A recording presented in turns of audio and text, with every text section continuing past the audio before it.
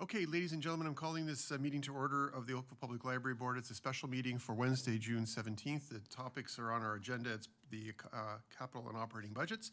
But before we get into the meeting, I'm going to read our territorial acknowledgement. The Oakville Public Library is situated on Treaty Number 14 and Treaty Number 22 treaty lands and the territory of the Mississaugas of the Credit First Nation and the traditional territory of the Huron-Wendat and the Haudenosaunee. Oakville is currently home to many different First Nations, Inuit, and Métis people. Regardless of where we come from, we are all interconnected through the land that we live on, the water that we use, and the air that we breathe. We are committed to a continuous learning journey and allyship. We seek to elevate Indigenous voices and lived experience to cultivate reconciliation in Oakville.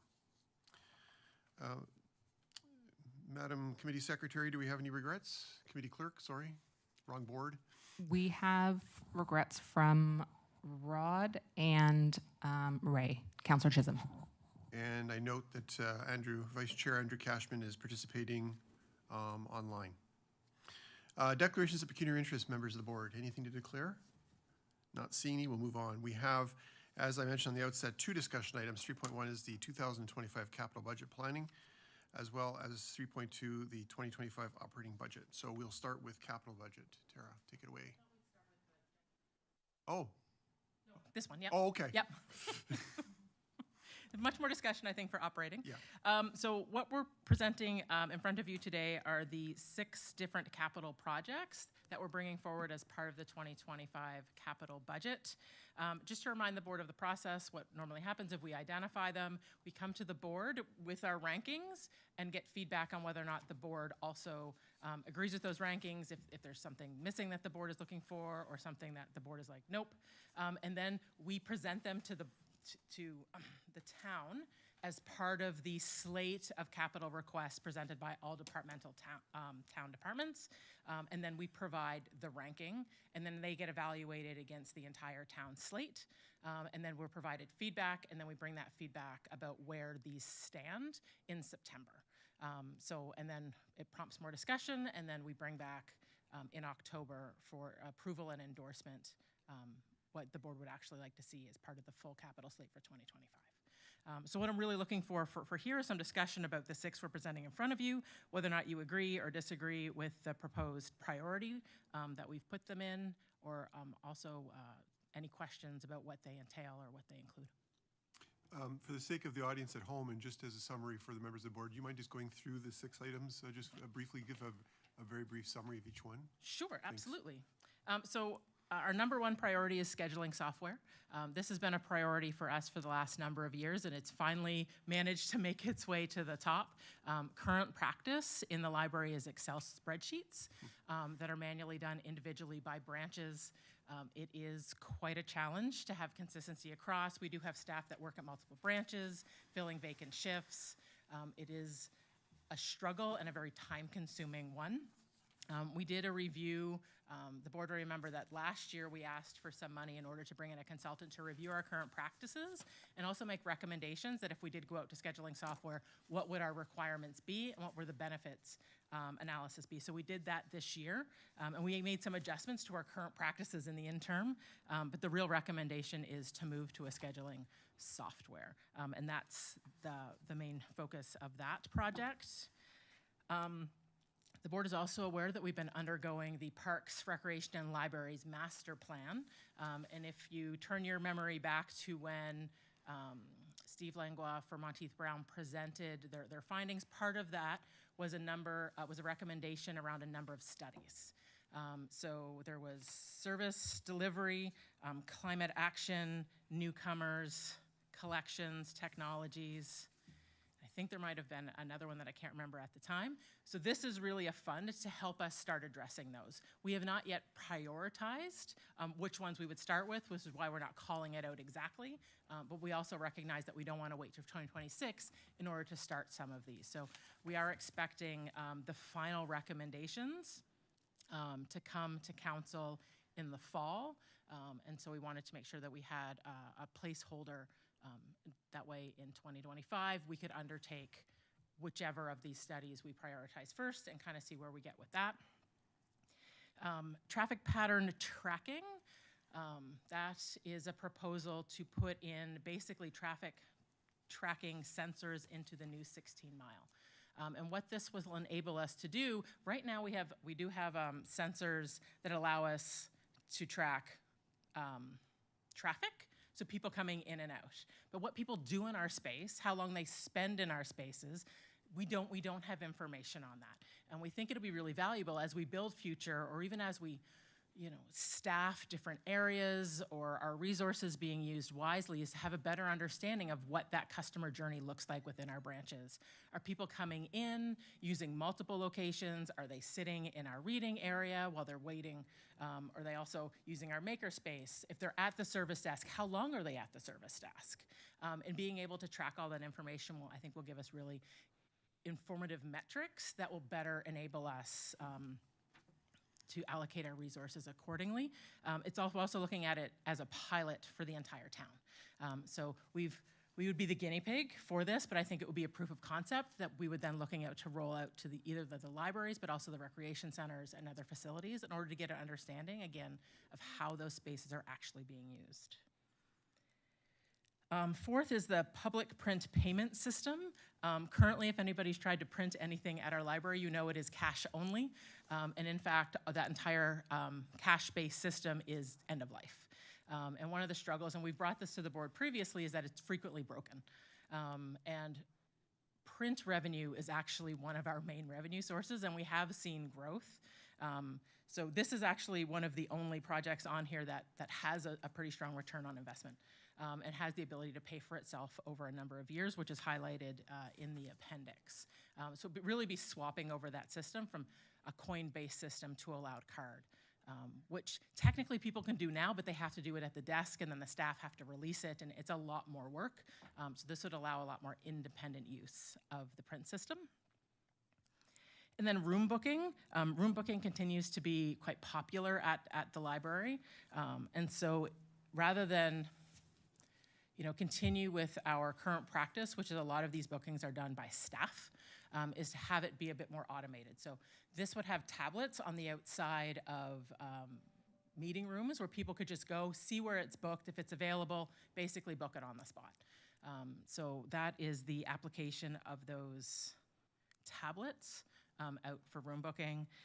And then last is the continuation of a project we initially started with Sheridan, which is introducing essentially a chatbot to our website, introducing AI and really, again, trying to find another way to allow customers to engage and access information via our website. And that's the summary. Those are the 6 proposals and the capital proposals. Do we have questions on any of those? Yes, Avis. And then Rebecca. Tara, can you remind me if what the threshold is for in terms of our capital requests? Like it's not tied to the 5.5%. No. Is there any kind of limit to what is considered We've been acceptable? given no direction in regards to capital. I'm not sure whether or not Paul wants to speak to what the town is seeing overall in terms of capital. Yeah, thank you through you, Mr. Chair, to Mr. Barra. There will be limits. It's difficult to say now. I think the opportunity for the board is to determine what your priorities are.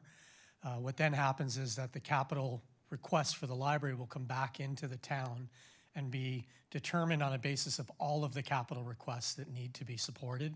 So it's hard to give you a hard number on what the ceiling may be. It's really a reflection of there will be limited resources. It'll be a prioritization of what is the most pressing need in light of all of the requests that are coming against the capital budget, and that will ultimately determine what gets advanced for approval to council. Thank you. Second question relates to the strategies. So oftentimes research and planning costs would not be considered capital, but it seems like historically this has been the case for projects for the library? Not just the library, but across the town. Recreation has a very similar request in for their capital. It is practice to put these types of studies as part of capital. And just a comment, I know it wouldn't be kind of my number one priority of all the projects that you've listed, but the one that you had for room booking, I've experienced that in my previous It was hooked to Outlook as well, but it was really, really well received. It was very helpful. Yeah. Yeah, this would tie into our Communico, which is the web-based. And actually, I will give kudos to Monica Sokol, our manager of technology, because she negotiated with Communico to give us the software piece for free. So you'll note in there, it is really only the cost of the tablets and the installation of the tablets, Thank you. if we choose to go forward with it. So it's interesting, you're not going through Teams on this project. This is No, because it's public, Oh, true, yeah, okay. not internal. Okay, next up is Rebecca and then Andrew online. Thank you. My first question was kind of overall and related maybe to that manager of technology role. I noticed just that there's so much technology. Obviously, we talk so much about data and how it's becoming so important. And so I just wondered, how are all of the technology pieces being looked at just to work together, and how are those being prioritized? Because I think in general, we can all agree that technology is always a priority. Yes. And the use of that data. And so I was just wondering, just as a larger question, is Monica looking at that? Is everyone looking at Yeah. that kind of thing? Yeah. Oh, absolutely. And we do look at capacity as part of these. That being said, we don't expect to get all 6, and to be completely honest, do not have the capacity to take all 6 on. But we do spend a significant amount of time consulting with our town partners too, town ITS, because this will impact them as well. And even as part of the town evaluation process, it looks like, okay, the library has this project, we've committed with ITS, but ITS may be needed on this other project. So it is kind of looking more broadly. So those are considerations that are being made. Sorry. About the AI assistant, I think in general, there's a lot of questions just in my day job, just about AI in general, and just who owns the data as they're being put in there, who's training the model, those kind of things. And I know you're working with Sheridan, so they're probably thinking and asking all those questions, but I would think that maybe not putting that in, maybe doing that planning first, and then I can see why you put that 6th. Yeah. Anyways. And I had a really good conversation with the new director of IT about this last week, and exactly what are the ramifications, and working with them to do that. They're very interested in this as the OPL being a test case, because you are seeing municipalities start to leverage AI, but you're right, there's a lot of considerations, policies, and pieces taking into that. So whereas they're supportive of it being in the 2025, they're also acknowledgement if we don't do it in 2025, we will continue to lay the groundwork and bring it forward at a later date. Thanks, Rebecca. Andrew, you have a question online? Yes, thank you, Tara. I just wanted to go through a couple of them. So I appreciate that you've listed them in your priority order. For my money, I would like the print payment system to be number 1 because of the potential return. I think that is an easy one to get confirmed. Sorry, can you hear me okay, everyone? We can hear you perfectly. Yeah, okay. Sorry, there's a little bit of feedback on my end. Just coming down the list, the room booking, I think it's also a great enhancement. I wonder if there's any opportunity to have that available to work online as well, rather than just through tablets in branch. So the tablets and branch is a secondary piece. It is currently available online. So you can go in to Communico and do room booking on there. This actually just brings room booking into the branch directly. That way you can do it live and in person versus, I guess you can do it through a tablet, through a personal device booking to it. Having it on site always also allows for a bit more instantaneous, because online there is a staff approval process that's built into that. That's what I was wondering about, because it's mediated by staff right now. So, yeah. So what's basically if someone's standing there in front of the room, you assume that it's okay to just approve it with no staff intervention?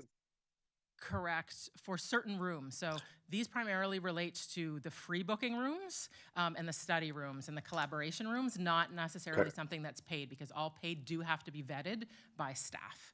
Got it. To make sure that we understand the purpose, what it's being used for, those purposes. But if you're just going in to study or collaborate, then and the room is open, you're more than welcome to do that. Okay, thank you for clarifying that. Okay, I'm supportive of that one as well. I do have some concerns about the the scheduling software, which I appreciate is your top priority, the costs look quite large to me, thinking about the size of the project and, you know, the way you compare right now, it's basically being done on Excel spreadsheets. Well, to me, this looks like you could have a 0.5 FTE doing this on Excel and it would cost less money. So I'm struggling to wrap my head around how it's going to be, $30,000 a year operating as well as $100,000 upfront investment just for scheduling software. So we haven't gone out for RFP yet. So this is an estimate of what we think the software would cost, plus a full implementation. The implementation of scheduling software is really quite challenging. It needs to take our collective agreement rules into account. It needs to take a lot of different pieces together, and we don't have the in-house expertise to do that or the capacity to do it. So that 100,000 is really representing the licensing fee plus a full implementation. 30,000 library software, they run the gamut. So we kind of picked a mid-range for it. We're not expecting to go out with something like PeopleSoft, which would be significantly more. There is software that's significantly less, but it's really us identifying what's gonna fill the gap that we really need to have filled. And I can tell you right now that 1.5 FTE would not work for our scheduling. We would need more than that. Because right now we have about 9 staff doing that work. Now, not full-time, but it's a significant part of their time. Okay, got it. All right. Okay. Next, the traffic pattern tracking. This one I'm struggling with sort of holistically because, we've got this, great shiny new branch. It's opening its doors, fully staffed, et cetera. I know we're going to talk about the staffing levels later, but to then turn around and immediately tell the town, well, now we need to make sure that we've designed it well or that people are using it the way we think they're going to use it. And it sort of seems a bit after the fact to be asking for this level of investment to monitor how people are using the library. I'm struggling a bit with this one, honestly. Yeah, and I mean, we had thrown it out whether or not we would use a different library as a test case, and Glen Abbey was another option, but we thought that since, we're still in the construction phase of 16 Mile, it gives us a bit more flexibility. I mean, it's designed and being built, but having it installed seemed a bit easier than retrofitting Glen Abbey. But it is really getting it into one of our libraries. So if the board would be more comfortable looking at Glen Abbey, which would be our other suggestion, we're happy to do that. But we just tied it to 16 Mile as a pilot and a proof of concept piece, because I really do think, and we had talked at the town about putting it through the whole 16 Mile complex, but I think in the end we're like, let's do because it is significant. The sensors aren't cheap, so let's test it for the library and see what it really looks. And it is to a certain extent of did we design it accurately, but it's also helping us, no matter where it is, get a better understanding of how people are using our space. And without this type of technology, we would literally have to have staff watching what people do in order to be able to understand exactly, like, people are coming in, are they staying an hour, are they staying 20 minutes? If they're staying 20 minutes, are they grabbing a hold? Are they also grabbing a book? Are they engaging with the makerspace? Are they engaging with staff? There's so many questions that we have. Well, the nice thing about that is if you hire a research company to do that, they can actually engage with those people and ask them questions as well. Yeah, and I guess it all depends on what you're looking at long term. I mean, it's part of this as a proof of concept is that it would eventually, if it proved it, it would be expanded out.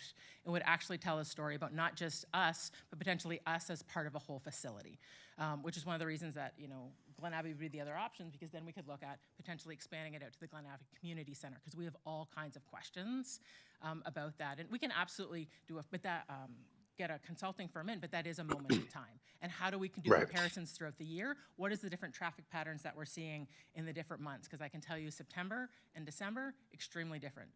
July, October, extremely different. And so that may help us inform how we activate different areas or how we move forward with those. And as our dollars get tighter, the more information that we have, I think will just allow us to make better decisions. And this was a tool that came to our attention that we thought was worth exploring. Okay. I love the novelty of it as well. Like it's a very exciting concept to wrap your head around for sure. Um, surely we're not breaking new ground on this entirely though. Like, there other probably larger library systems that have done something like this already? And are there existing data that could be used to sort of support some of the questions we're trying to answer here?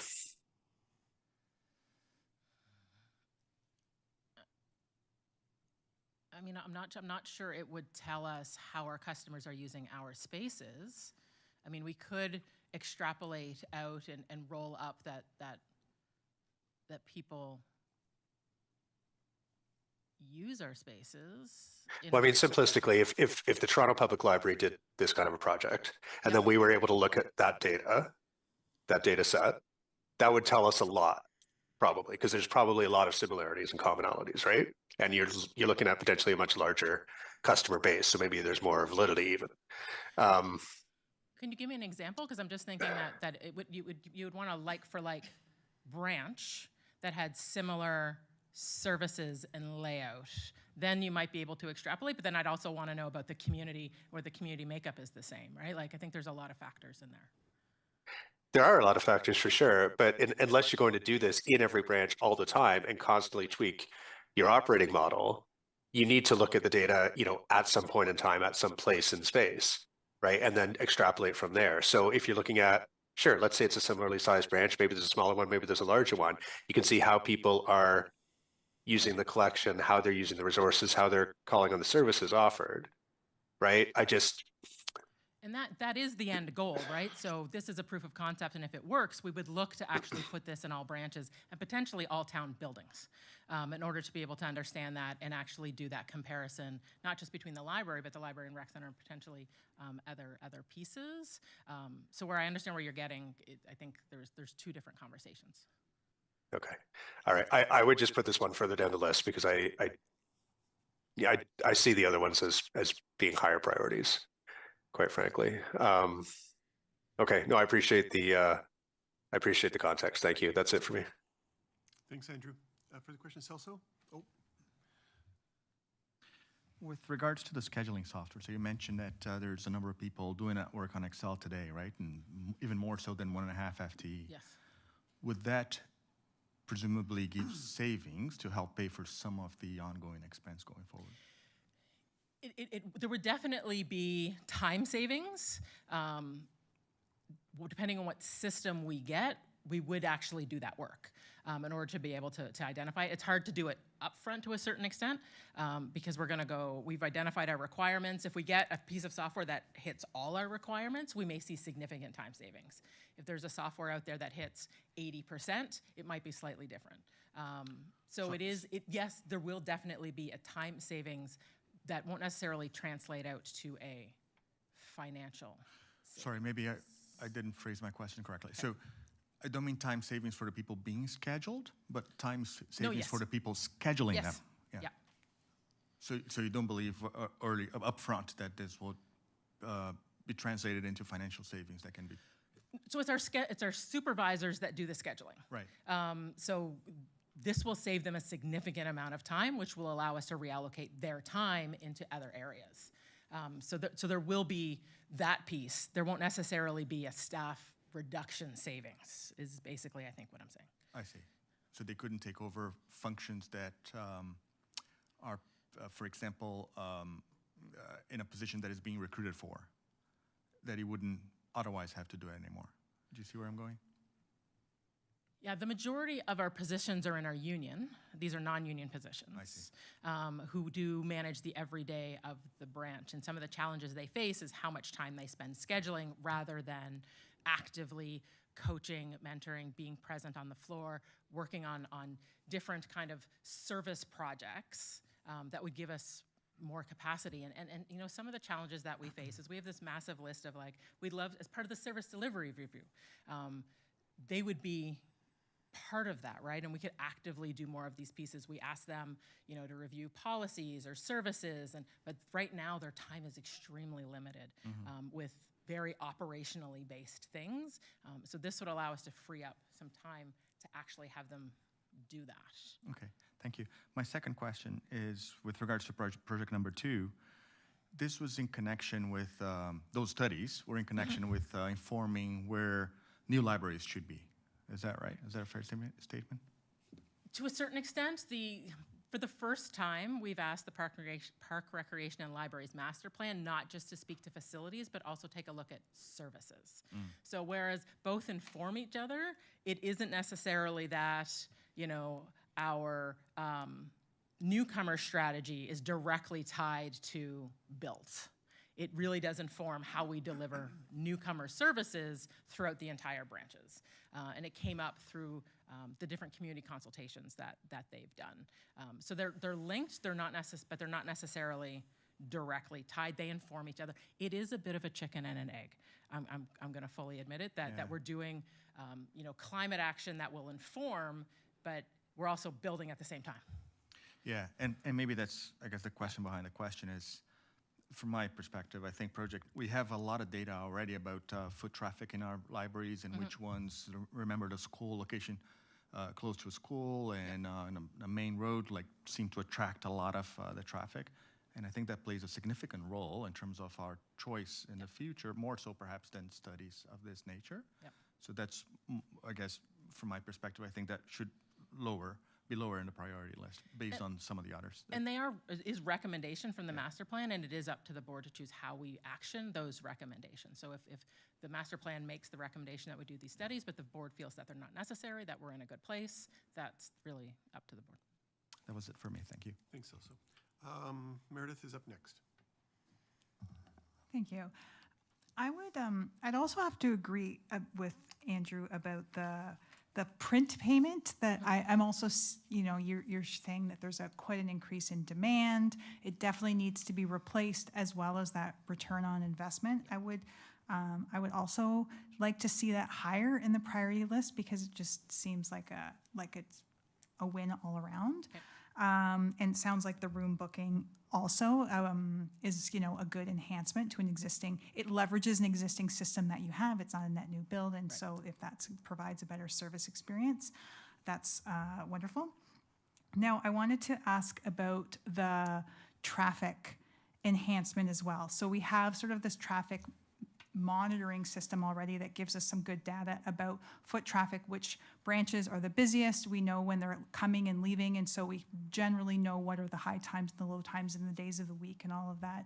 And so it sounds to me like this is quite an enhanced level of data, which seems interesting, but I'm curious about like the capacity or the bandwidth on staff as to who is looking at this enhanced data, and if you know, it sounds really interesting, but I'm just curious, like, it could tell us lots of things, but only if somebody actually goes and spends the time. And is there somebody on staff that will be really delving into that, and truly will it be informing decisions? Yeah, I mean, and you're right, it does tie, and you know, we're jumping ahead, but you will notice in the operating that there is a growth request for somebody to help us with data analysis. And you know, whereas this providing that, we do have staff that would look at it, and technology would probably our technology staff would take the lead in it, but really having that person be able to look at something holistically is the next step.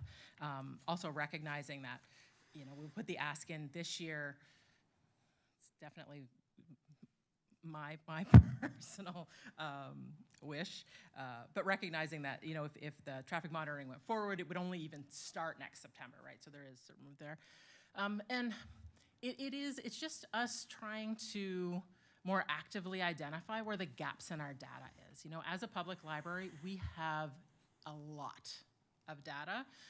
And we've been going through the process of trying to recognize, you know, what we have, how are we using it, which has also led us to recognize where we have gaps. And right now, you know, we do have traffic pattern, which is basically straight in and out. We have no idea. So it does tell us busiest times, but it doesn't tell us how many people are in our branch at 8 o'clock at night, right? It doesn't tell us that when we close, there's still 50 people in the branch. Because those people may have come in at 1 p.m. and been there all day. because that happens. And so there are pieces that are missing. And I think, I don't think I put it in here. You guys will see it a little bit tomorrow in terms of some of the responses that we got for the validation of the Park Recreation and Library Master Plan. Is second in that. Then the write-in list is extended hours. And it's really hard for us. People keep asking, but we don't really have solid data on that. We know that the majority of our libraries, when we open in the morning, there's a line waiting outside. We know that there's people in the branch when we close at the end of the night. But trying to get a better sense, and again, understanding, are they just looking for a place to be? Because that will change our service model. There are libraries, Brampton being one, that staff leave at 8:30, and then there is a security guard there, and it's open till midnight. Because people just want a space. They don't necessarily are looking for staff, right? They're looking for staff it's a bit earlier, and so is that something that's viable or even of interest to us? Like it's a real struggle for us to try and get some of that data. So this is really driving this need or this desire on our part to try and gather that, at least as it could be through this branch. Yeah. Thanks, Meredith. Further questions? Okay, Bill, go ahead.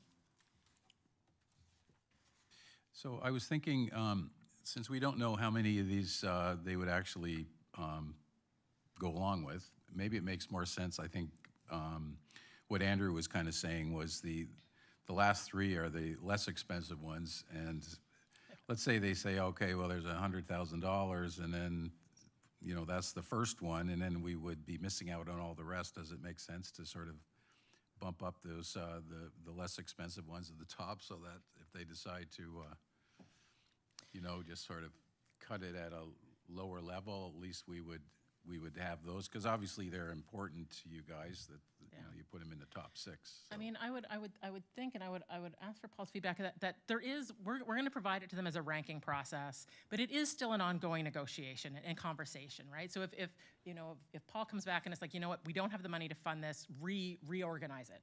Yeah. And that's why I said that's what I'm asking for, and this is a great conversation for me to understand, okay, if I'm in a conversation with ELT, how to prioritize for that. When we bring it back in September, the board is like, yep, that works. But I'll give. Maybe I'll just add to that, through Chair Knoll, to you, Mr. Smith.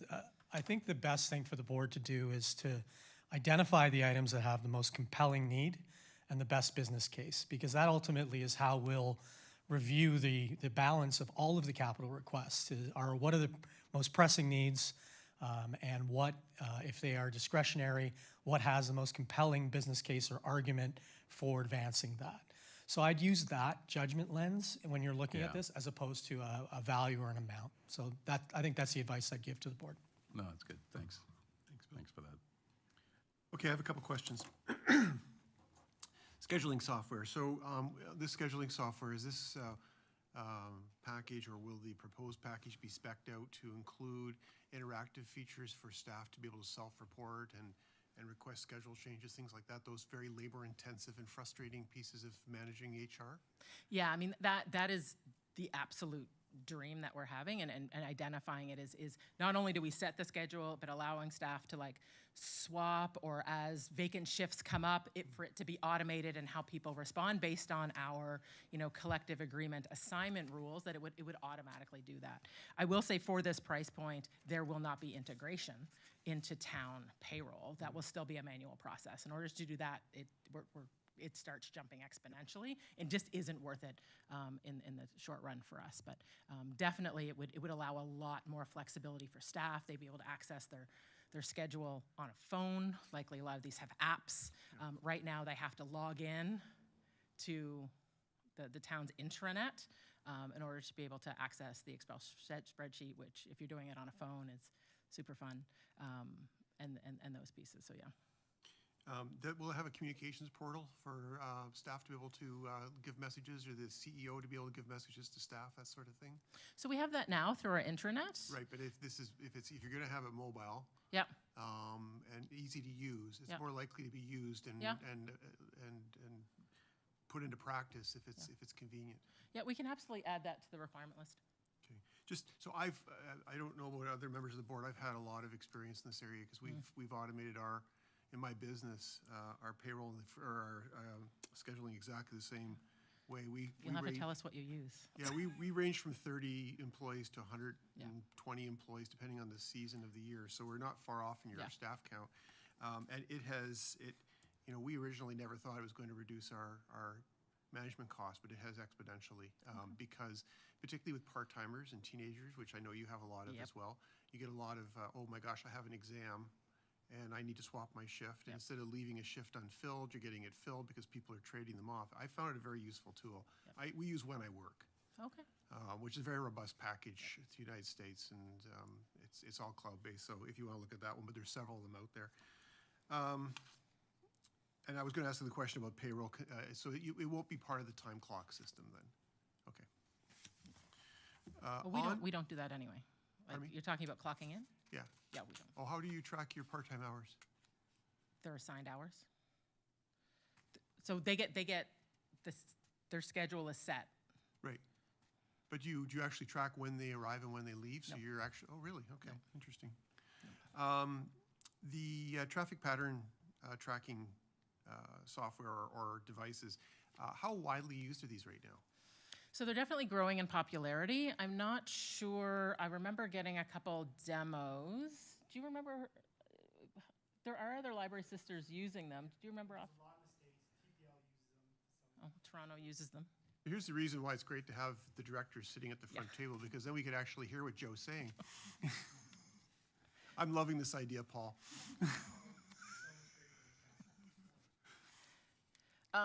Yeah, so from what Joe says is that they're quite widely used in the U.S. Okay. And they're making their way into Canada.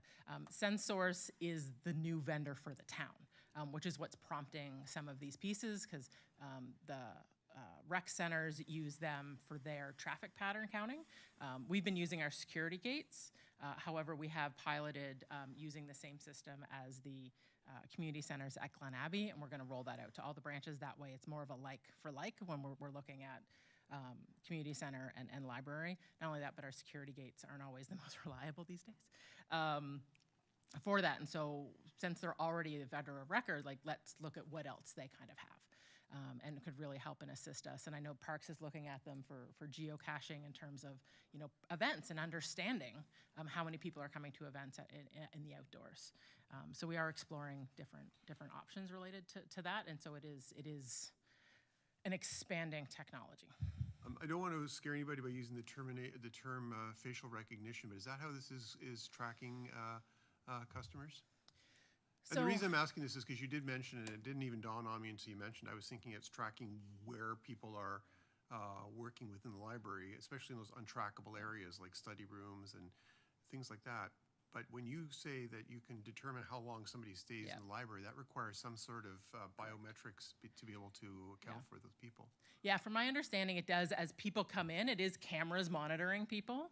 Okay. However, that isn't information that is accessible. Everything is blurred, so you understand it's an individual, but you have no idea who it is. And then the system assigns them IDs and then just follows them through. It will require some updates to our policies related to that, particularly around privacy.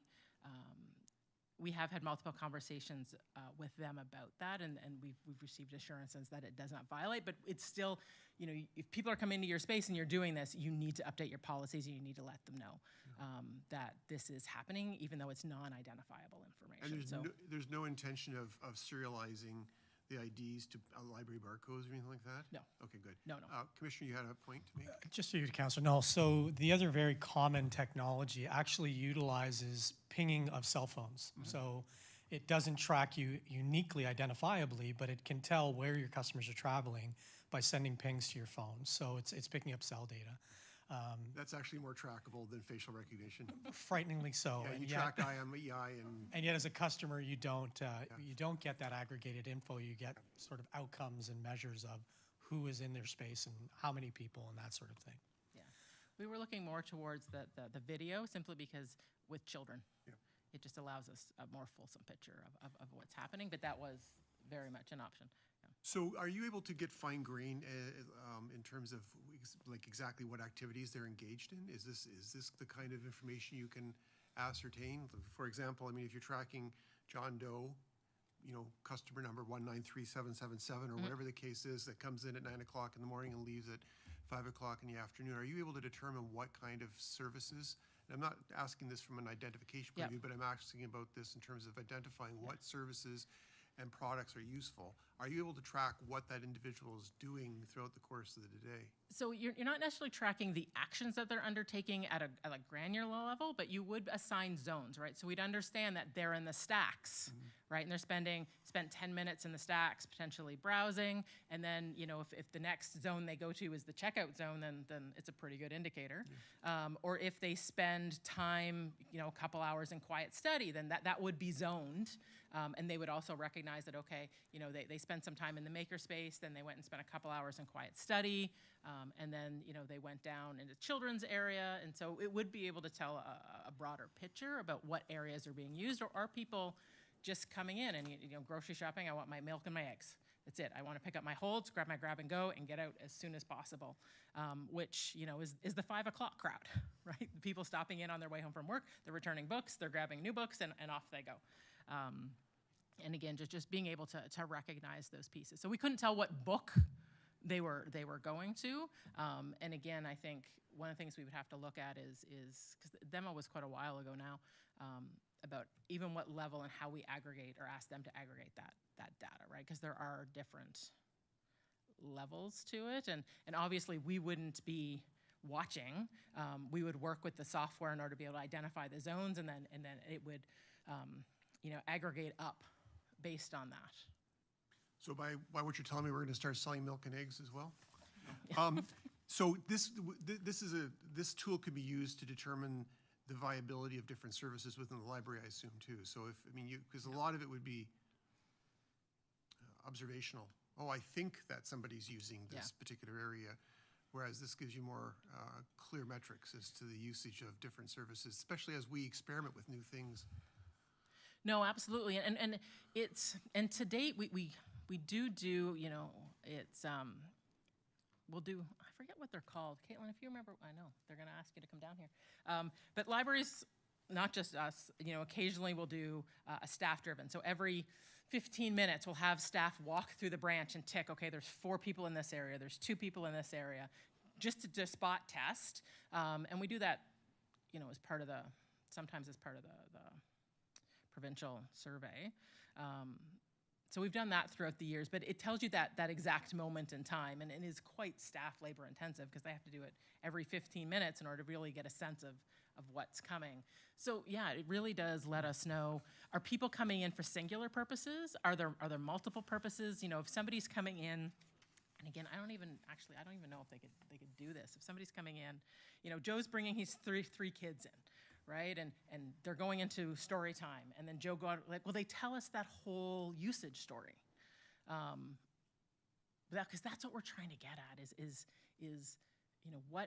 how are people interacting with us? And how can we make that interaction better, or at least understand it to, I would imagine that grocery stores do it similarly, right? Or although pro and con is understanding, if people buy this, they're also buying this.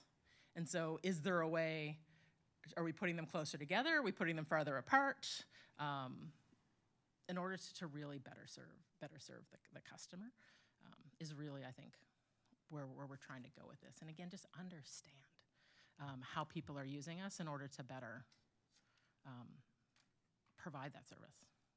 Yeah, as a tech nerd and a data junkie, I do appreciate this project a great deal, but you're really going to have to work very hard on developing a privacy and access policy because, in the principles of intellectual freedom, which is a cornerstone, privacy around the information that we choose to access is a big part of that. Thinking back to some discussions we had about sex education books in the library, you don't want that teenager worried about somebody reporting on the books or the stacks they happen to be looking at, kind of thing. So I think that, whatever happens with this, if this gets approved, you really need to spend some significant time on Yeah. and look at best practices, I think, and the board will certainly be interested in seeing and participating in that process too, I'm sure. And that, I think, was one of the drivers in tying it to 16 Mile, because it would only be next September, right? Yeah. So it would give us time to kind of have those conversations and talk to the libraries that have put it in place. Because it is, you know, I sometimes make the joke that there's my administrator hat who wants the data. I want all the data. The more data I have, the better. And then there's my librarian hat that I'm like, that makes me really uncomfortable. Yeah, that's that double-edged sword. And then Yeah, trying yeah. to mesh the two of them together Yeah. will be our challenge. Yeah, no, I totally see the conflicting emotions on Right. this, but I can see the value in it too. Yep. Okay, I'm going to try to power through this quickly. I asked you that already. It's not Teams. It's a separate software, and it will not be accessible online. We're going to use the existing system to provide online bookings still, or will Yeah, it be? so it's Communico Yeah. you do customer registration and room booking through our Communico software. Okay. And that's Communico software will also be on the Oh, tablets. so they're both Communico? Yes. Okay, I missed that Yeah. piece. Okay. Yeah. And the chatbot. Have you done best practices research on whether or not you're going to get customer acceptance of a chatbot? Because I know that, I personally hate them. Yeah. And I don't know many people who like them, honestly, because they're just really annoying. But having said that, we don't have a customer service line necessarily we're replacing, and I think that's where people hate it. I'm just curious, have you done research on this before, running off and deciding that, you want to embrace this? Not necessarily detailed research in terms of like a literature review. Libraries don't have these. So it is really looking at, there is an expectation, and mostly it came from, the library website is a rabbit hole of information. And it can be really challenging to locate it, and we keep making improvements to the website, which we'll talk about, tomorrow, to try and make it a bit more user-friendly. But it's if somebody's asking for, one thing, they could use 6 different words for it. And we're not necessarily have the ability to build that in, where it's easier to do with a chatbot. Now, what that would look like, we're not sure yet, right? Is it a separate bot, or are we building it into the search so that that fuzzy search or that smart search becomes smarter and actually can ask you clarifying questions rather than having this little thing down here, which you're right, like some people don't like. But it is also a growing expectation that websites have these pieces to it. And some of the information that's getting asked is 4 or 5 clicks deep. And wouldn't it be lovely if, what does printing cost? Right, like that you get that straight up front. Or it even asked you a clarifying question about that. And so that's really what we're envisioning. We should probably strike the word chatbot from our nomenclature then, because Yeah. for the way you're describing it and the way I'm now picturing it, it seems to be more of a chat GPT or a kind of experience rather than that customer really super annoying, "Hi, I'm Bill, your Yes. chatbot," kind of experience that you want to pound your computer. Yeah. And what we're looking at is and the Sheridan process is really interesting, because they showed us, because what they initially built us, you could keep it contained to the documentation we had provided, or you can open it up to the internet. And so asking the same question when it's contained and when it's open up to the internet, there is some strong bits, because we were like, do we keep it just contained to opl.ca? Do we loop in Oakville.ca as well, and connect it out and those pieces? And it was really, interesting. We were like, can you rent bikes in Oakville? Which, some libraries rent bikes. And so the answer could come back and be like, no, or the answer could come back being like, the library doesn't, however, these places do, right? And so that's, the possibilities that are out there, but AI it's complicated. And so where are we starting? Recognizing that we can grow from there. And this is really about starting to introduce AI into our processes and understanding how it works, what are the concerns, but still offering a benefit to the customers, because we know we're going to go there. So let's start small and then grow it. So in other words, resistance is futile. You will be assimilated into the AI. Pretty much. Okay, Yep. thank you. Those are very helpful responses. So board, I guess we're faced with the challenge now of determining how we want to prioritize these going forward. Do we agree with the prioritization that's been given by staff here? Or have you actually, are these your, this is just to confirm, this is your current priority Correct. number? Okay. So do we agree with the priorities? Do we want to change them? I've heard some opinions expressed as to where you want to put certain things. I have reprioritized a few things if you want to know what my point of view is, and then we can go around the table and see what others are. So for me, scheduling is number one, having had a lot of experience in that area and been on this library board for a long time. I know the pain that we go through with that. And as HR management becomes more complex, and now we not only have to deal with the complexity of the workforce, but we have to deal with the complexity of being respectful of our collective agreement. So I think that for me, that's number one. Number two for me is the Parks and Recreation Master Plan piece, because that's, I think it's a natural evolution of the process we've already started and we've all worked on. I'm going to change my third one to the public print portal, because I do think that's almost a no-brainer in the sense that it's a revenue generator and a major sense of frustration. I get feedback as a counselor on the current system. Really? And darn, it's broken again, and now I have to go and buy my own printer, and so I can see that this could be a huge customer service advantage. And I mean, we're all about customer service. My number 4 is the room booking. My number 4 is the traffic management. My number 5 is room booking, and number 6 is AI. And on AI, I just want to make one point. I forgot to make it when I was asking questions. Is there a way, because this is a Sheridan project and the town's interested, and everybody's interested, is there a way to get this, is there funding for this somewhere? Because you made a very important point. Nobody else is doing this. Yeah. So if Sheridan really wants to do this, is this something that potentially they're prepared to fund? Or is there another pot of money somewhere that it could be funded, because it is research? So Sheridan did the initial research and did a proof of concept for us. Originally, this was priced out as integrating what they created for us in.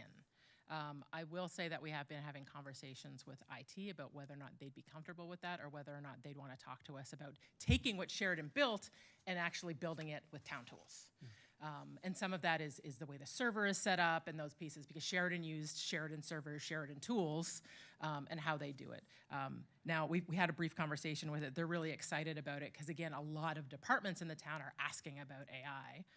And we're like, okay, we're always happy to be a test case for things. And so, we talked on the budget. They're like, we think we can make that work. So no matter which way it goes, if it gets through, then we'll have those conversations. So I can't really answer that question right now because we're still having conversations with IT, with the new director coming on board and taking a look at the cybersecurity and their concerns and AI. They're very interested in this project and working with us to implement it. What that exactly looks like at this moment, whether it would be a Microsoft AI product or based on what Sheridan provided, is still.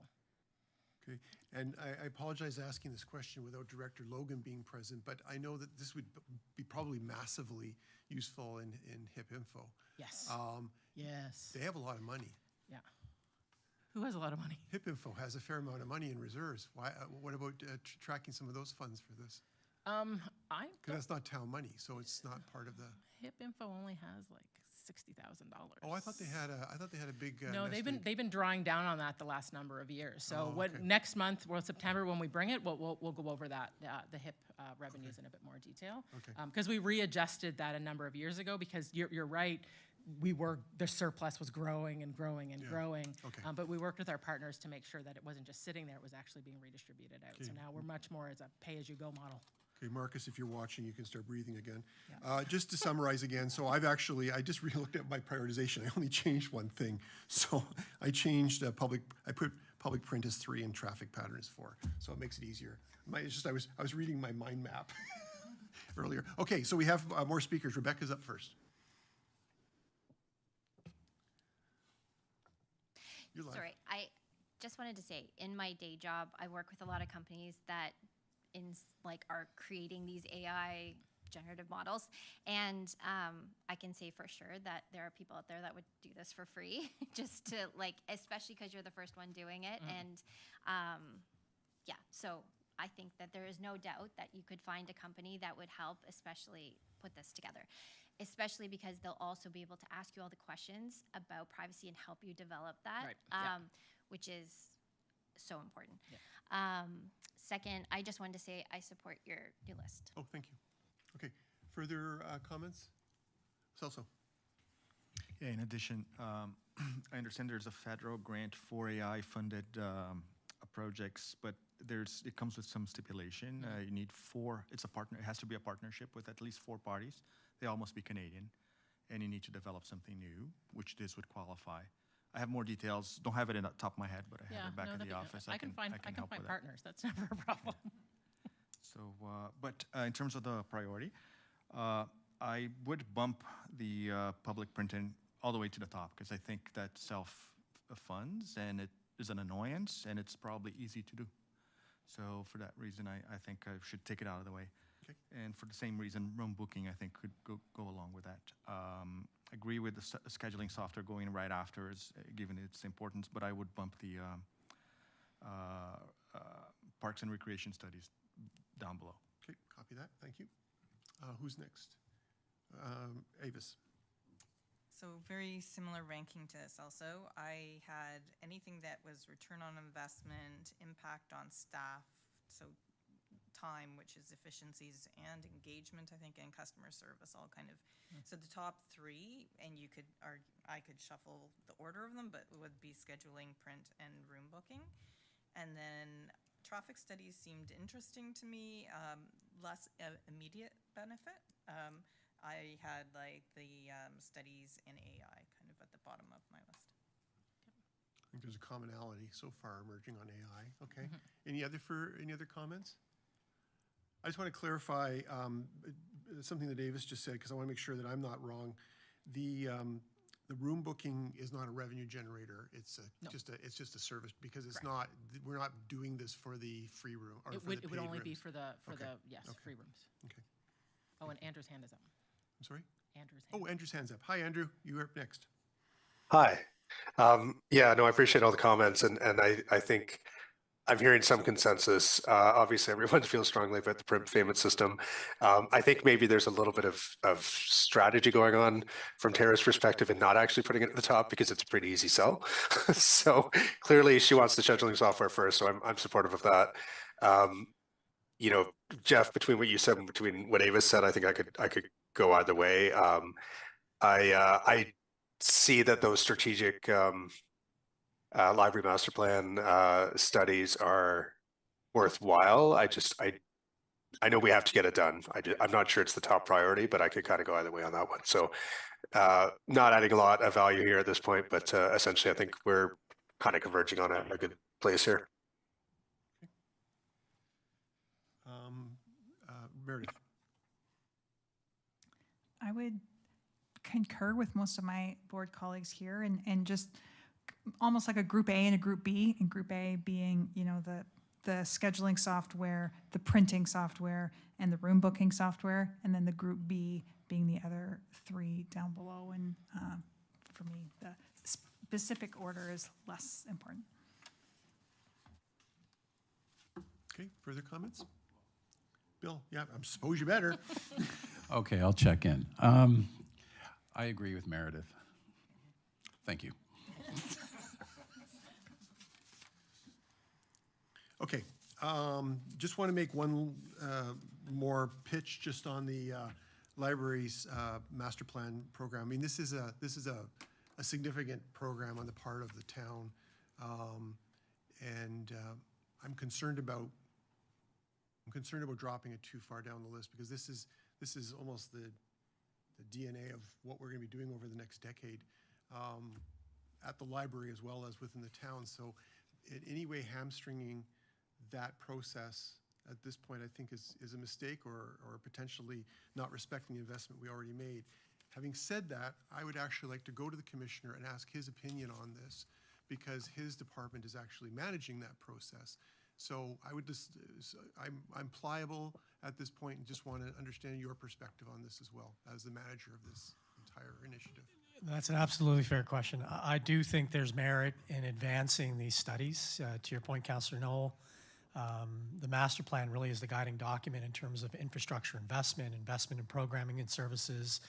So if there are critical studies that need to happen as a result of approving the master plan, I think they need to be advanced. Now, it may not be an end-sum game, so if it's number 3 or number 4, I think at the end of the day, it's really about the argument for its priority and its need, and that will be what we'll look at in terms of overall priorities, as I stated before. Thank you.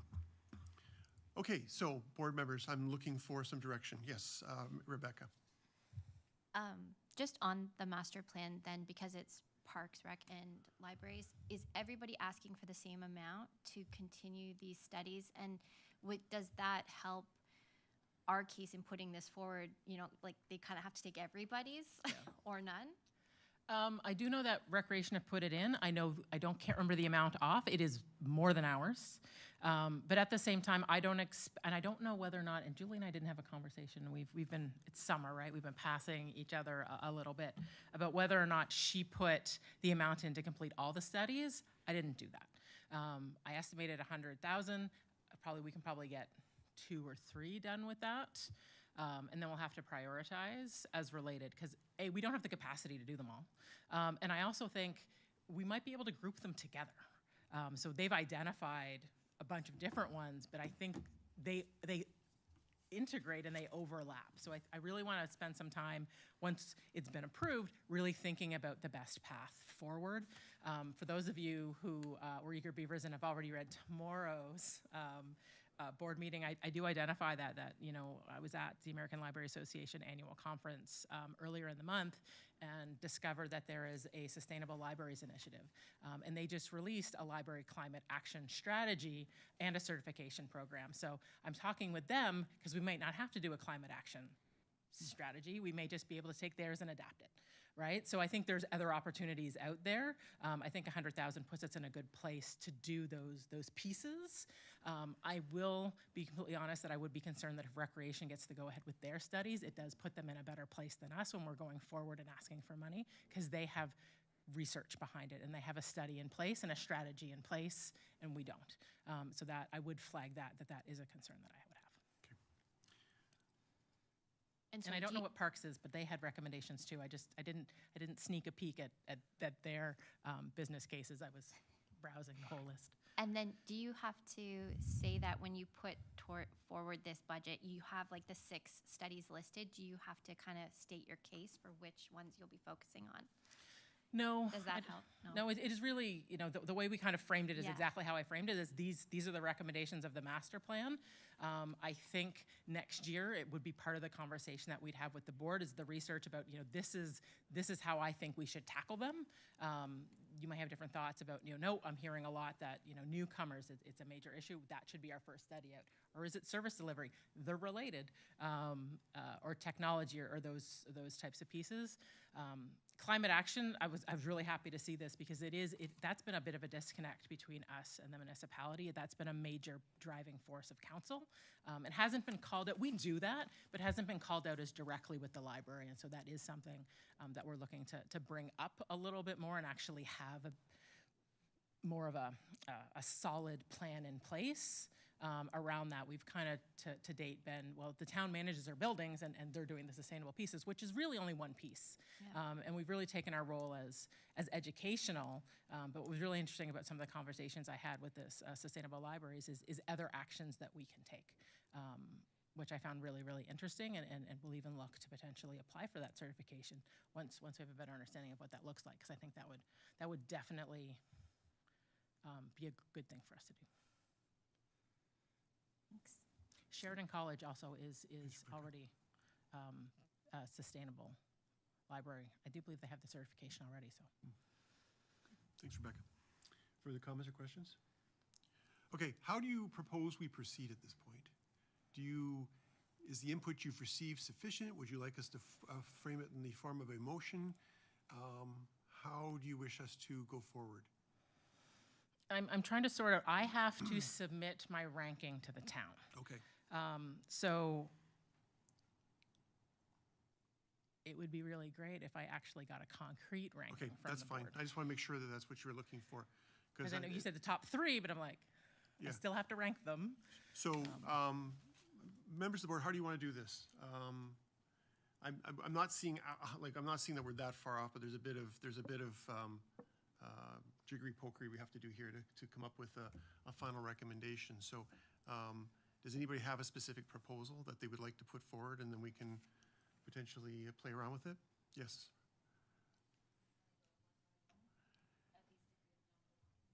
We could do that. Well, why don't we do that? So let's just do straw poll then for a second. So for number one, how would we do this now?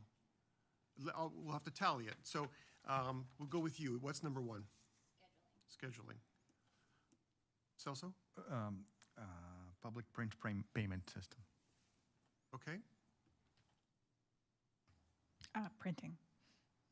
Okay. Avis? Printing. Bill? Printing. Okay, and I'm scheduling. So that's 4-2. Andrew. Oh, Andrew, I'm sorry. I keep forgetting you're there. Andrew, number one? Scheduling. Scheduling? Okay, so that's 3-4. Okay, so print is number one. Okay, what are we looking for number two? Let's start with you. Scheduling? Okay, Yeah, I can go with scheduling as well. okay, Scheduling. okay, Scheduling. okay. Same. Clean sweep. Okay, that's number two. Oh, Andrew. Are you going to keep it a clean sweep, or are you going to be? Well, I already voted for scheduling. No, but we're looking for a second. We're looking for second, so it's scheduling. Okay. So the scheduling is number two. Okay, number three. Master plan. Okay, Celso. Room booking. Okay, Room booking. okay. Kind of changed my mind after hearing about the studies being almost like we have no options, so studies. Okay, Bill. Me too. Okay, and I'm there too. So that's number three. Studies. Just jump in, Andrew, whenever you want. Sorry about that, buddy. I really apologize. You got it. Okay, number four. So let's start at the end again. The tracking. Okay, Celso. So sorry, I don't want to vote for what's already there. We agreed on We've agreed on one For number printing. three? We've got 1, 2, and 3, so we're going for number 4. So what was number 3 again, please? Number 3 is master plan. So yeah, traffic pattern. Yeah. Okay.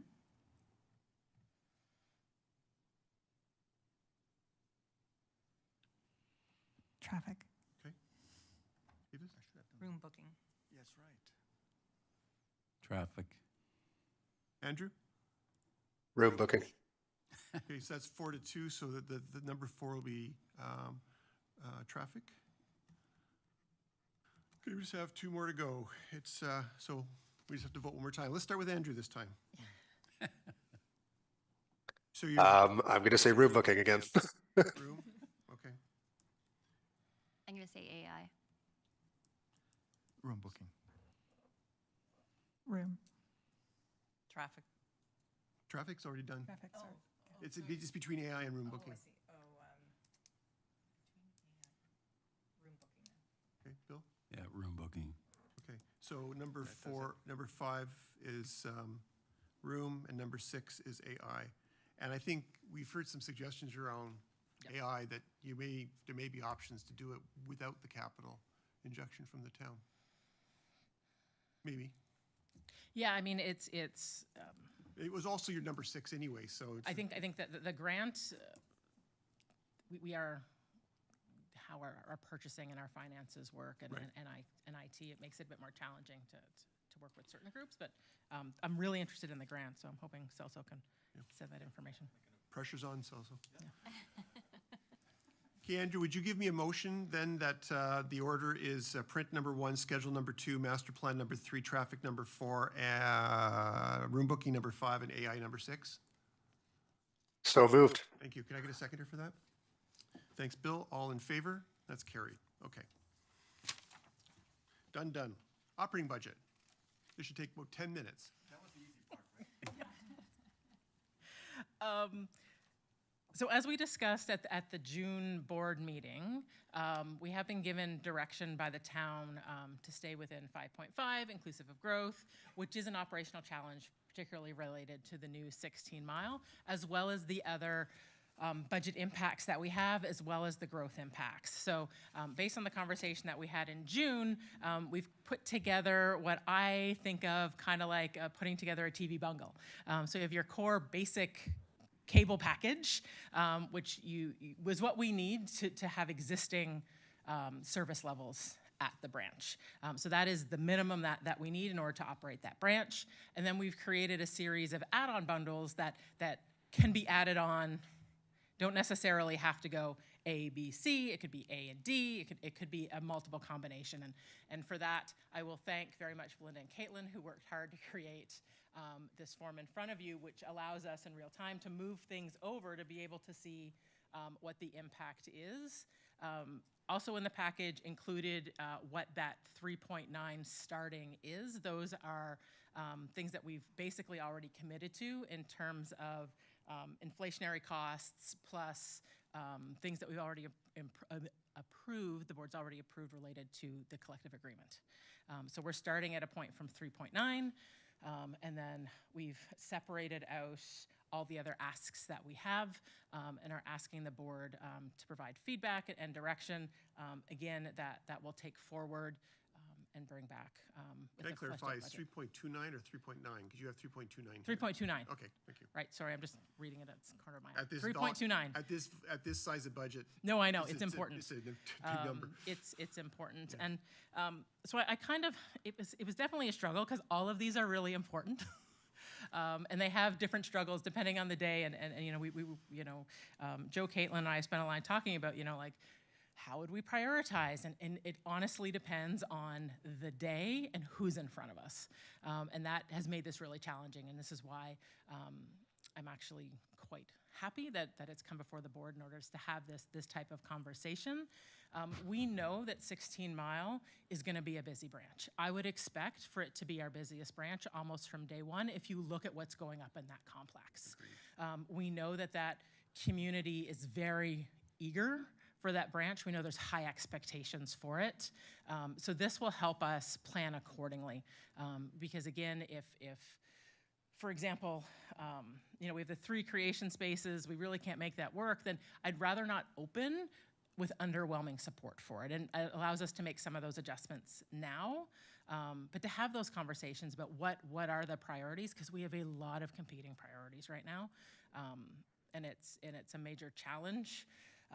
Beyond the core service level, I didn't rename them. I renamed them in the report because partial activation and full activation, I was like, that's the term we were using, and I was like, it probably won't translate to the board. So I apologize that I didn't align those, but they do align to activation of all creation spaces is partial activation, and meet community engagement and outreach demand aligns to full activation.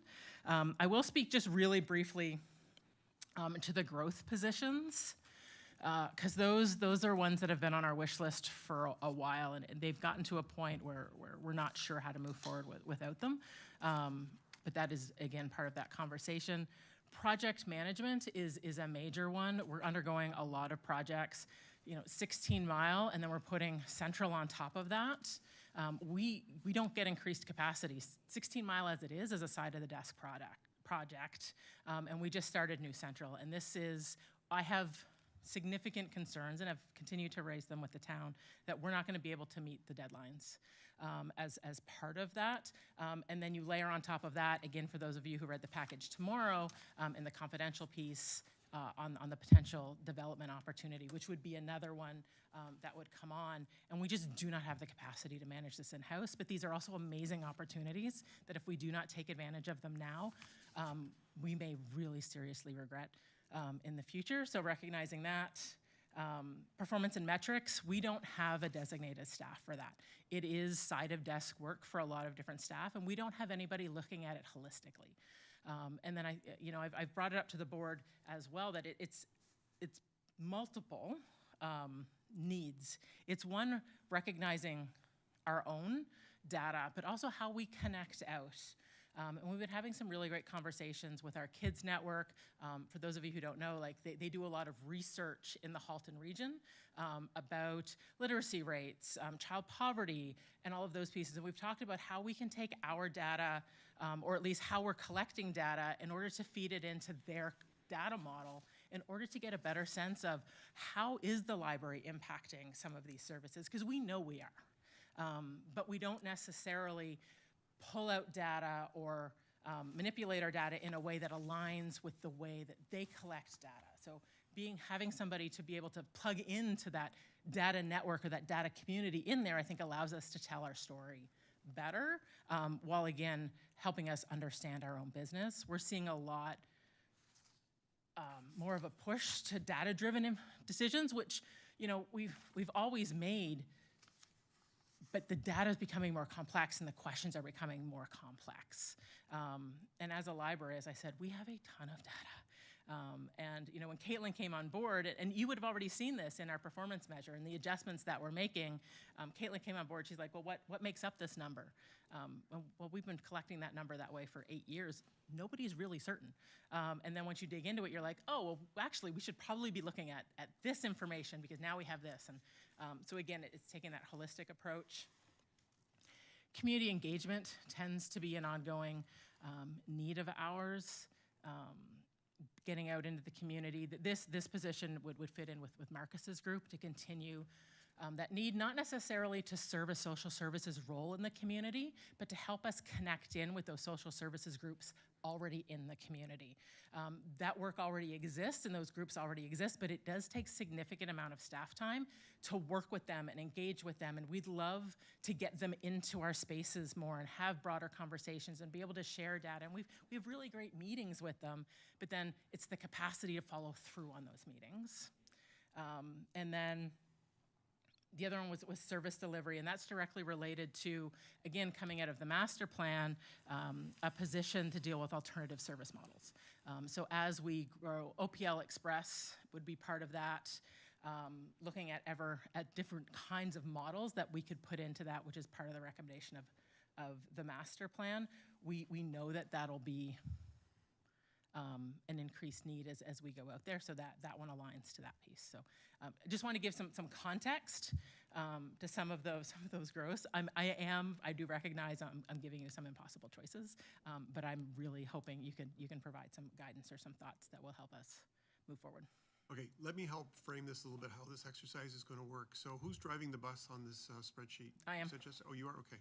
So this is do a demonstration. First of all, this is how we drive, this is how we build the budget at the town. So when we have to come down to the budget meeting, we have a spreadsheet similar to this, and we plug in things and we see how it's going to impact the bottom line. It's a useful tool.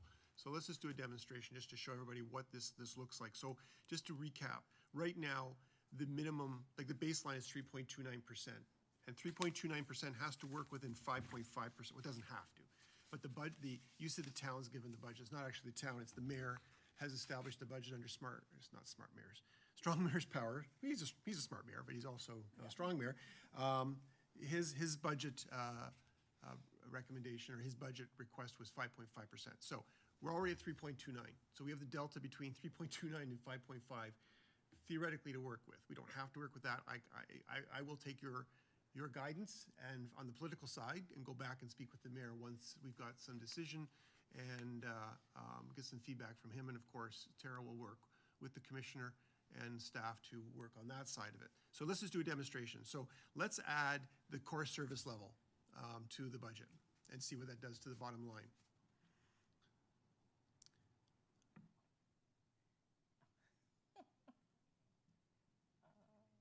Oh, yeah, sure. I'll finish the demonstration, and then we'll give it. So you can see right now, just in the core service level, we've gone from 3.29 to 8.14 increase. So it's a bit of a challenging position to be in. So having said that, ruminate on that in a few minutes. I'm going to recess the meeting until 8:30 for you to think about that and to take a break and get a snack and use the facilities. Meeting is recessed.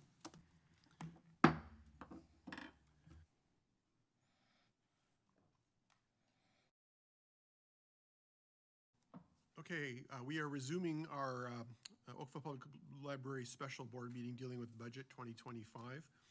And when last you tuned in, we had just had a lesson on how our spreadsheet works and the challenge that we have to manage the numbers on the spreadsheet. So Tara asked you to do a demonstration, so let's, I explained that 3.29 is the base. We can't go any lower than 3.29, and the guideline from the mayor is 5.5. So now, we added just the simple core services. Can you add that back for a second? Yep. And you'll see that immediately, and you'll recognize the problem right off the get-go when we plug that in. Okay, so that takes, we have a second to. Okay, so you'll see that just the core services brings us to 8.14%, which is above the 5.5. Now let's, for the sake of fun, and this is fun, let's take everything and throw it into the recommendation and see what it does to the number.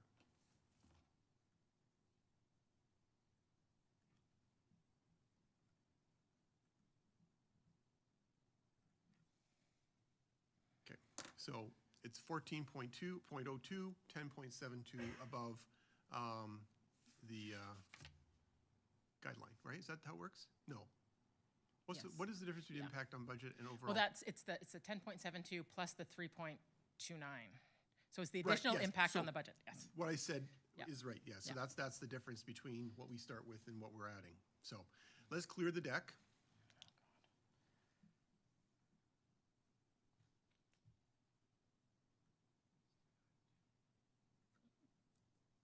Okay, so just a couple more pieces. The budget guideline is established, as I said earlier, it's a mayor's directive. We're supposed to try to live within, the staff have to live within it. The boards and the council needs to try to live within it. And so, but what we see here is just to get 16 Mile open, we're going to be already over budget and operating at a full schedule. And it's going to go to 8.14%. So in my opinion, that has to go in right off the top. The core services has to go in. I don't think there's any choice about that. Would everybody agree to that? Yep. Okay, can we throw in the core services now?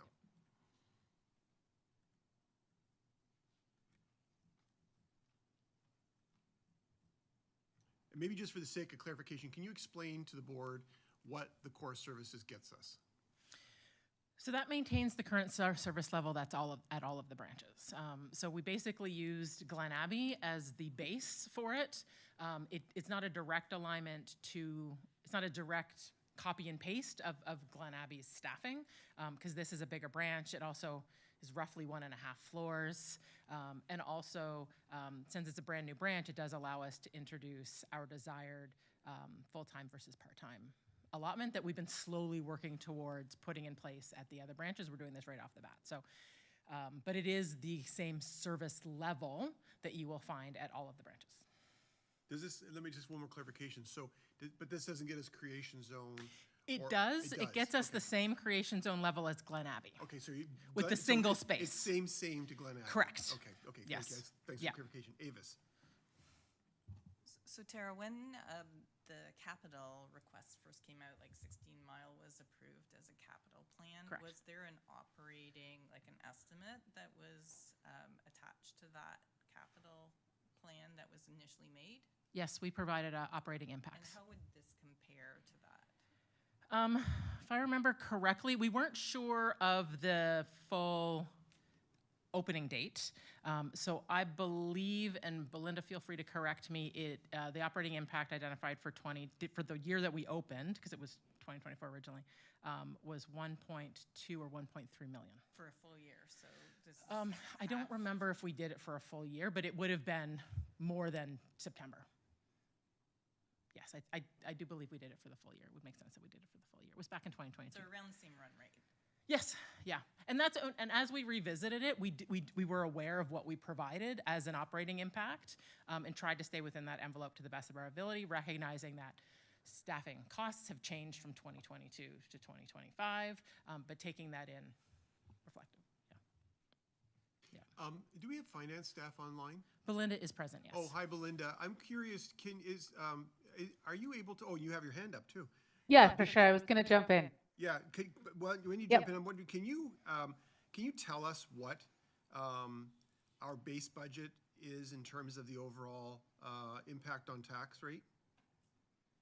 I don't have that information, like you're talking overall tax levy for the town. Yes. I don't have that Okay, information okay. in front of me. It Okay. would take me a little bit to figure that out. I don't think much rises or falls on it right now. I was mostly using it as an education piece for the board, but go ahead, you had some comments? Yeah, I just wanted to clarify that we did go with the July 1st start. That was what had always been forecast for 2025, but we have moved that to now be September 1st. So does that change any of the assumptions on this chart? This is based on September. Oh, this is based on This September. is based on September. Okay. Yeah, so this is September 1st. So it changed it a little bit just in moving costs mostly out to 2026. Okay. Yeah. Thank you. That's helpful. Okay, yes, go ahead. So just to clarify, so what we're proposing here is the service level of opening for the period of September to December, because the doors won't open until September. Correct. And then come January 1 will be a new budget year. Correct. So there is an option to phase the service openings of like what happens in, say, Q4 of 2024, and then we have potentially a new opportunity to advocate for additional services to be added in the next budget. You could, yes. Q4 2025, not 24. We're in 24. Yeah. Yeah, so there's, again, opportunity come 2026 as part of the 2026 planning budget next year, depending on what level, if we want to take that up a level, that would be part of that budget piece, Yeah. yes. So we'll be having the same conversation in roughly a year. Welcome to board life. Further comments or questions at this juncture? Okay, Celso? Sorry, I got confused for a moment. So it says core service level, $590,000 for opening in September. So that's 4 months of 4 months. operation, right? Correct. And then in 2026, it says 645. Shouldn't that be 3 times the amount of 2025 impact? So you're already adding in, because it's onboarding, right? So some of those staff will be hired before September. So the manager may come on in June. I don't remember the exact onboarding, but we definitely tightened it to what we think is reasonable. So even though, that's opening in September, but there will be costs before September, recognizing that, we're gonna hire the manager earlier in the year, the supervisor earlier in the year, and bring on staff earlier in the year. So it isn't just those 4 months. There will be staff costs starting earlier in the year, which is why you don't see that exact alignment. But based on our timing for hiring that we provided, which make up the 590, that to make it a full year would be that 645 coming in 2026. And beyond. So the full year impact is 645 is what you're predicting right Well, now, the 590 plus the 645 make up a full year, right? right? Okay. Commissioner wants to help. Thank you, Mr. Chair. And I was just going to clarify what you just said. So the way the budget works is that the first amount that you see is to cover 4 months of operation. The second amount is annualizing what a full year will be. So you already have the amount from 25. You additionally will require $645,791 to fund the full year. So it's a cash flow of how that full amount will come into the budget. Can I just clarify in that too? So in that 590 for those 4 months, there's some fixed costs as well as staffing costs in there? Absolutely, that is facility That are cost. not- That that are is the not cost of ongoing. running Yeah. the building, staff plus all the other pieces that, the power, the light, well, the power and the lights, I guess, are the same thing. But yes, all the facility costs. And that is broken down for you in the second page that was provided that kind of breaks it out more into like staffing, purchase services, and those pieces, I believe. Does it includes startup costs that would not reoccur in the following year too, correct? Like what Or are startup they- costs? I'm not sure. I'm asking you. I can't think of anything that we would have in the operating that would be a startup cost. A lot of the startup costs are pulled out of capital. Right. For example, like our grand opening, that would be at a capital, and those pieces. Off the top of my head, I don't know if Belinda or Caitlin have any thoughts about what would be Yeah. I wasn't assuming Yeah. there was. I'm asking. Yeah, no, not to my knowledge. I'm probing to make sure that we Yeah. we fully Yeah. understand. And where is again, the cost of the books is largely transferred from the existing 16-mile branch, correct? The collections from 16-mile branch? No, there is and Belinda can jump in, there is a capital fund just for collection, shelving, and equipment. So there is the construction, which for 16 Mile was combined in recreation, which is why you didn't see it as part of our accounting. However, there is a line in there where we separate out our collection costs, our shelving costs, our library-specific costs. I do believe it's, Belinda, do you remember what it is offhand? The amount that we have in Yeah, for the collections for budget? for the collections, it is a fairly large number. I can get that for you in a minute here. I was going to say, in terms of that, that's the startup collection. And we do have there's a lot of material at the 16-mile branch, but we also will be putting an operating impact into 2026, 27, and 28, which is not identified here, which allows for the purchase of the collections material that will be needed to sustain that branch. So the capital just covers the startup, but that will come in. You don't have it identified here because it isn't a 2025 budget item, but we will see that in 2026. So we I'll have just get that for you in a minute the here. number that she's going to give you is the cost of an opening day collection.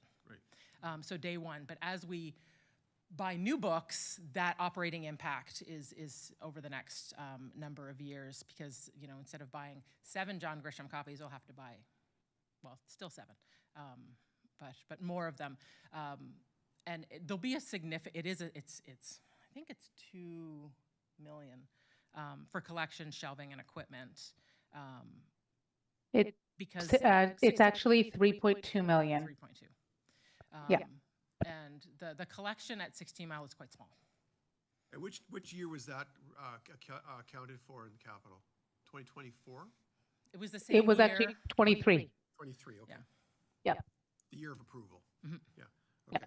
And the fact that there's a $100,000 collection budget increase request here, which comes out of operating, why is that in operating then and not in capital if it's a year one request? So the $100,000 here is based on the report that we brought last year about ongoing needs for digital, Library of Things, multilingual collection. That is for the entire system. And as part of that report we did last year, is in a perfect world, we're asking for a $100,000 increase over the next 5 years in order to bring our collection up to where we would like it to be. Okay. That is separate from the opening day collection. So this isn't 16 Mile Creek. This The is collection overall budget increase is directly related to that ask that we made last year for that $100,000 for the next 5 years. But it's in operating because it's for existing libraries. Correct. Okay. Yes. Gotcha. Okay. Yeah. Okay. Okay. There's the conundrum we face, folks. So, what is your advice here? So I know I'm putting you in a tough position, but Yeah. what are the things that, I guess the board's going to need some advice from you as our, chief operating officer, Yeah. chief executive officer of the library. What are the options or the additional add-ons here that you require to effectively deliver a library that the community, particularly in the 16 Mile Creek Branch catchment area, Yeah. is expecting and was promised effectively?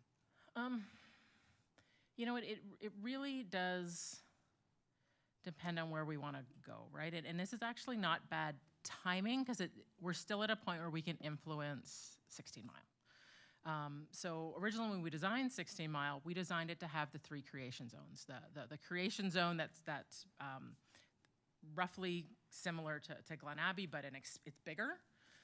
The Tinker Lab, which is basically a creation zone but dedicated to school-age children, and then the Audiovisual Cove. So some of that question is, with the core service level, we can maintain the same level that we have at Glen Abbey. In order to be able to fully activate, what we envisioned when we designed it, of the Tinker Lab and the Audiovisual Cove, that's what we would need. However, if it's the board had talked about, well, maybe we don't start with that. Maybe, the audiovisual cove. If I had to rank them, the Tinker Lab I think is we don't have one of those. I think that's an age group that would really benefit from that.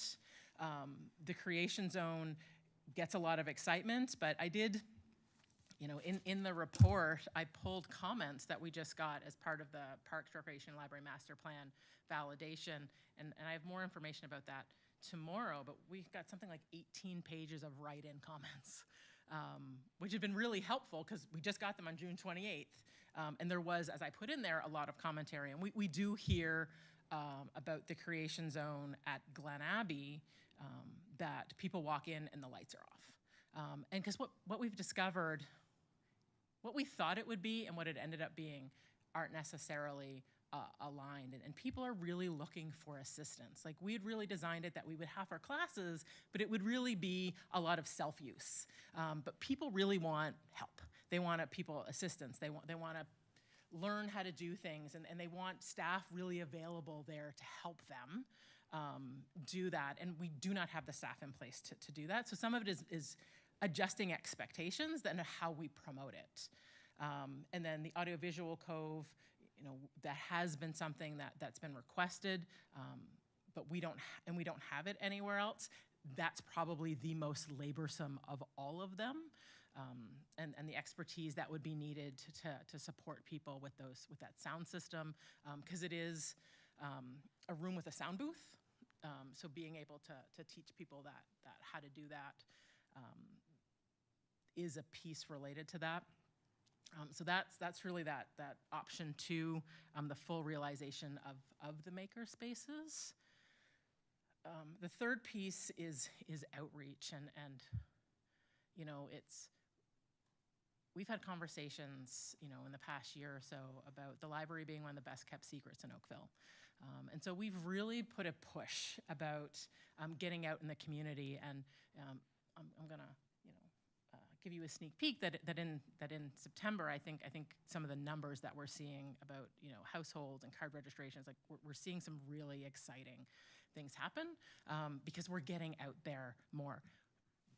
But now we're struggling because now the demand for that is so intense. So now we're being invited to every festival out there, and it's a real challenge. And schools want to come in, or they want us to come out, and they want us in parks, and so it's an amazing problem to have. And already we're talking about we're going to have to put a system in place that lets us evaluate and rank them, because we cannot say yes to everybody. But at the same time, we're saying no to things that we should be doing, because we do not have the staff to do it. And 16 Mile is such a great opportunity, because it's such a diverse community. And there's lots of opportunity to do that. We're seeing significant demand for multilingual programming and those pieces. And again, this is a level that would allow us to really take advantage or really dig into those areas. So those are really the pieces related to it. The core is what we need to offer our core service.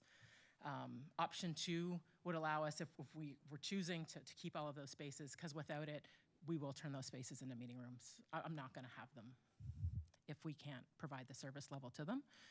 And then the final one is we will just have to be really strict about how we prioritize our outreach efforts, but recognize that the impact that has on our growth and our desire to get out into the community. And then I did speak about the 4 growth positions, and then the collection budget. Yeah, I'm not even sure I could prioritize these for you, to tell you the truth. And I was like, they're going to ask me to prioritize them, and I don't know how to do it. With it, I think, like I said, at any given day, these priorities shift, and there isn't even necessarily consensus amongst the team. Like, if we were to rank our top 2 or 3, like different priorities for different people. Can I help maybe focus Yeah. this a little bit? So option 1, 2, and 3 relate specifically to 16 Mile Correct. Creek. Okay. The growth positions 1 through 4 are system-wide Correct. positions. Website enhancement is obviously the website for the entire system, Yep. and collections budget increases overall Yep. across the board. So can we add in the 3 items for 16 Mile Creek only at this point and just see what that looks like?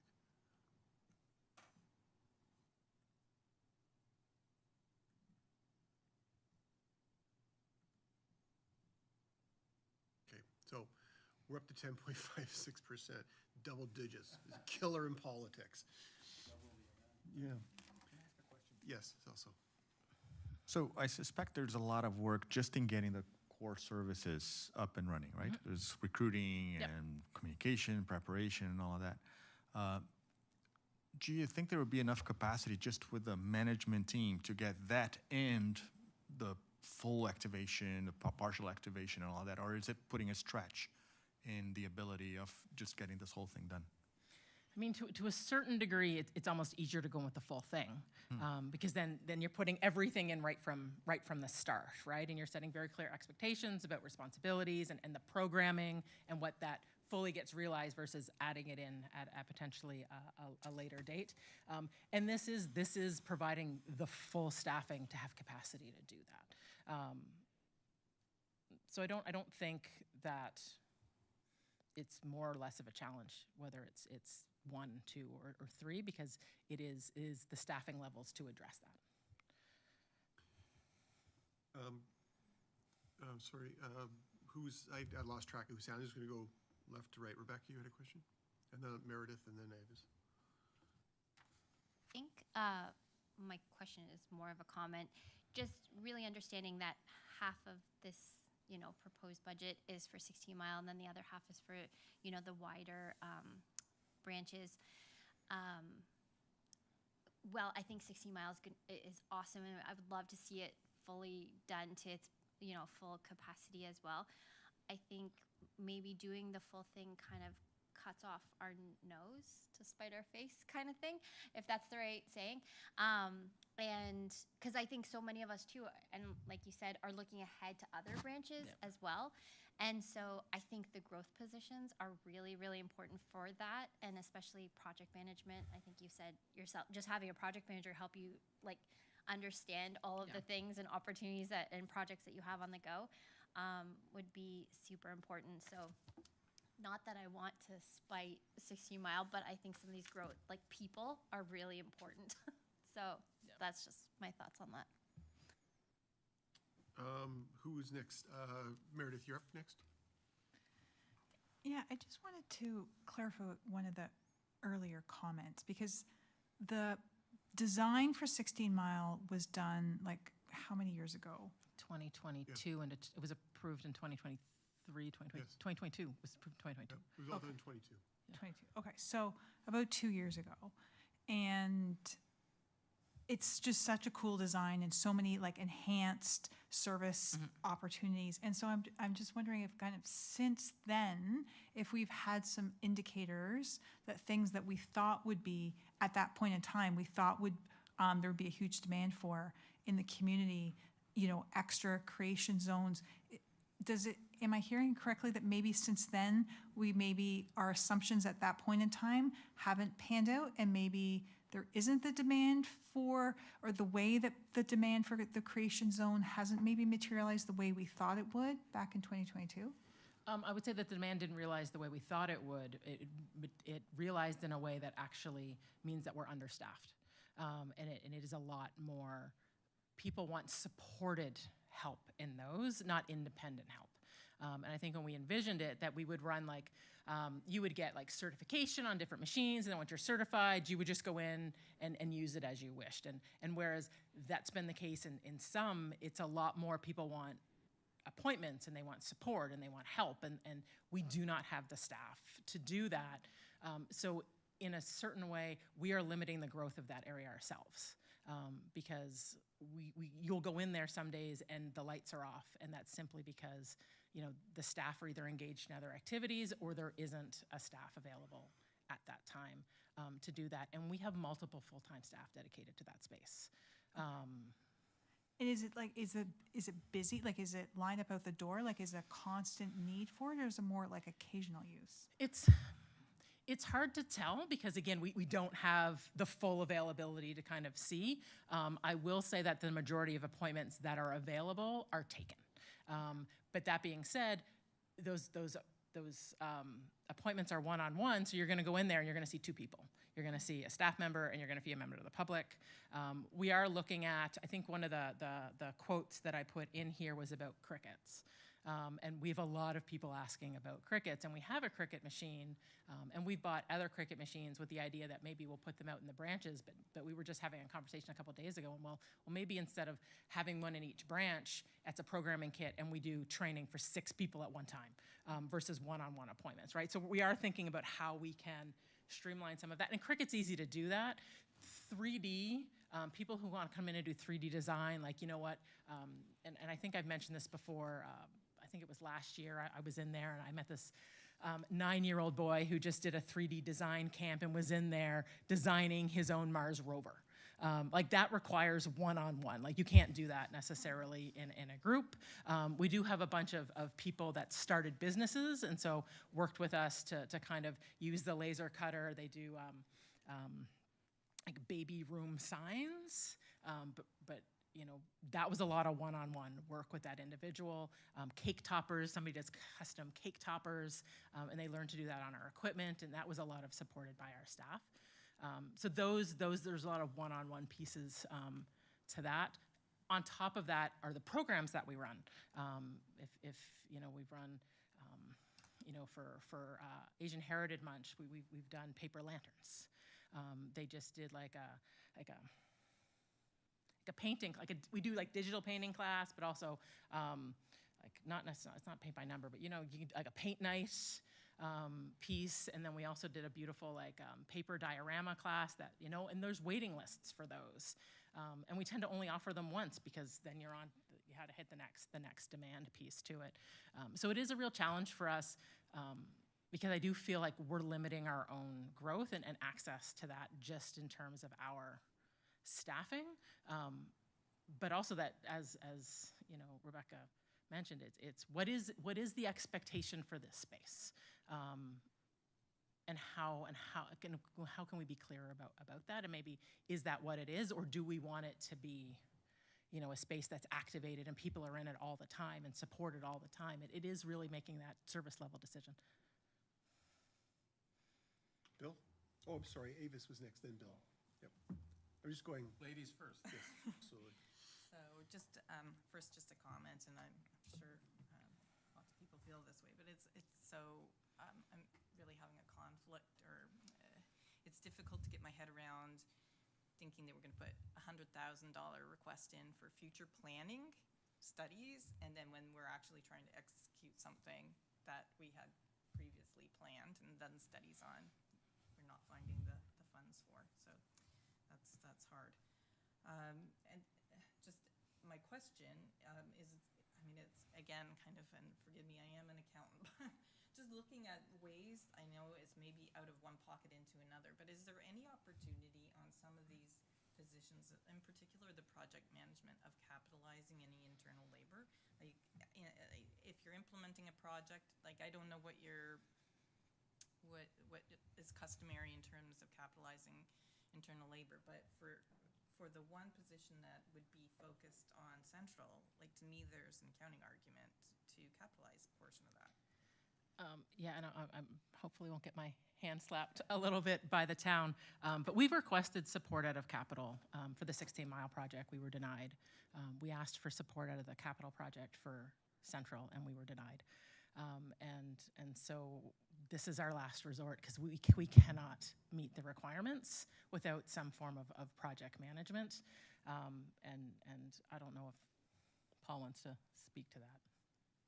So maybe I'll try to add a little bit to this. In terms of a project management being funded through capital, that is standard practice. So we allocate a project manager that oversees the construction of a project and it gets charged back to the project cost. I think the unique situation here is the leanness of the library doesn't enable the current staff to provide the kinds of supports that come from the operating side. So this isn't the capital construction team, this is the operating side that needs to do a bunch of things to get a project ready for opening. That's not usually envisioned as part of the capital funding that's allocated to a construction project. It's usually just funded through operating. I think the uniqueness here is, I think Tara's indicated, rightly so, that, you know, with the number of projects in the queue, they've exceeded their capacity to do this off the end of their desk. And so the funding source, I think, is what you're raising, and that's a legitimate question. Could you fund a position like this through a capital funding source? That could be an approach that's taken, given this is supporting capital projects. I think the key piece is it has to be time limited. So when it's a capital funded project, it's intended to begin and end in line with those projects. And so the way it's currently positioned would have to be repositioned if it was coming forward in that fashion. I hope that's helpful. And that makes total sense to me, having it time bound. And so just to that, like, is there any way you can bundle a couple of these positions? I know that's maybe a unique skill set, like someone who could project manage, but then could become your data reporting person. I don't know if those skill sets or the education requirements over. It's just, you had yeah. reporting and something tacked on to the project management, so that's Yeah. kind of Yeah. what. And that was one of the struggles that we had with the project management, because it isn't necessarily something that we need long-term, but there is a number of projects coming up, both already approved and then potential, that have that impact. And it's really those pieces that especially where they have massive impacts on us, but they're not driven necessarily by us or necessarily aren't in the timelines we would have preferred. So could that be a contract position and then meet the kind of the requirements of capitalizing it? That will have to be a conversation that we'd have to have with the town. I do know that one of the issues is directly related to us being a separate organization, and capital not being able to fund a library employee. Which is a bit of a catch-22 for us. I do think that we have worked with project managers for the town. IT, a number of years ago, had a whole team of project managers who, you know, when we did our RFID implementation or we did our ILS migration, you know, they technically worked for the town, but they did that whole project with us. And I think there's a way for us to make that work if the town would be amenable to looking at that as part of a capital project. But I think that's part of a conversation that needs to happen. Thank you. Before I come to you, Bill, do you mind if I just clarify something before I forget? It's interesting, of that 107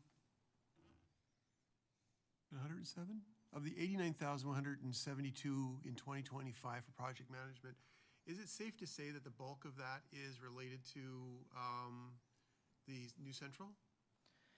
It would be a single person. Yeah. And it would basically help put the finishing touches on 16 Mile, because I'm not gonna lie, we are really struggling with that at this point.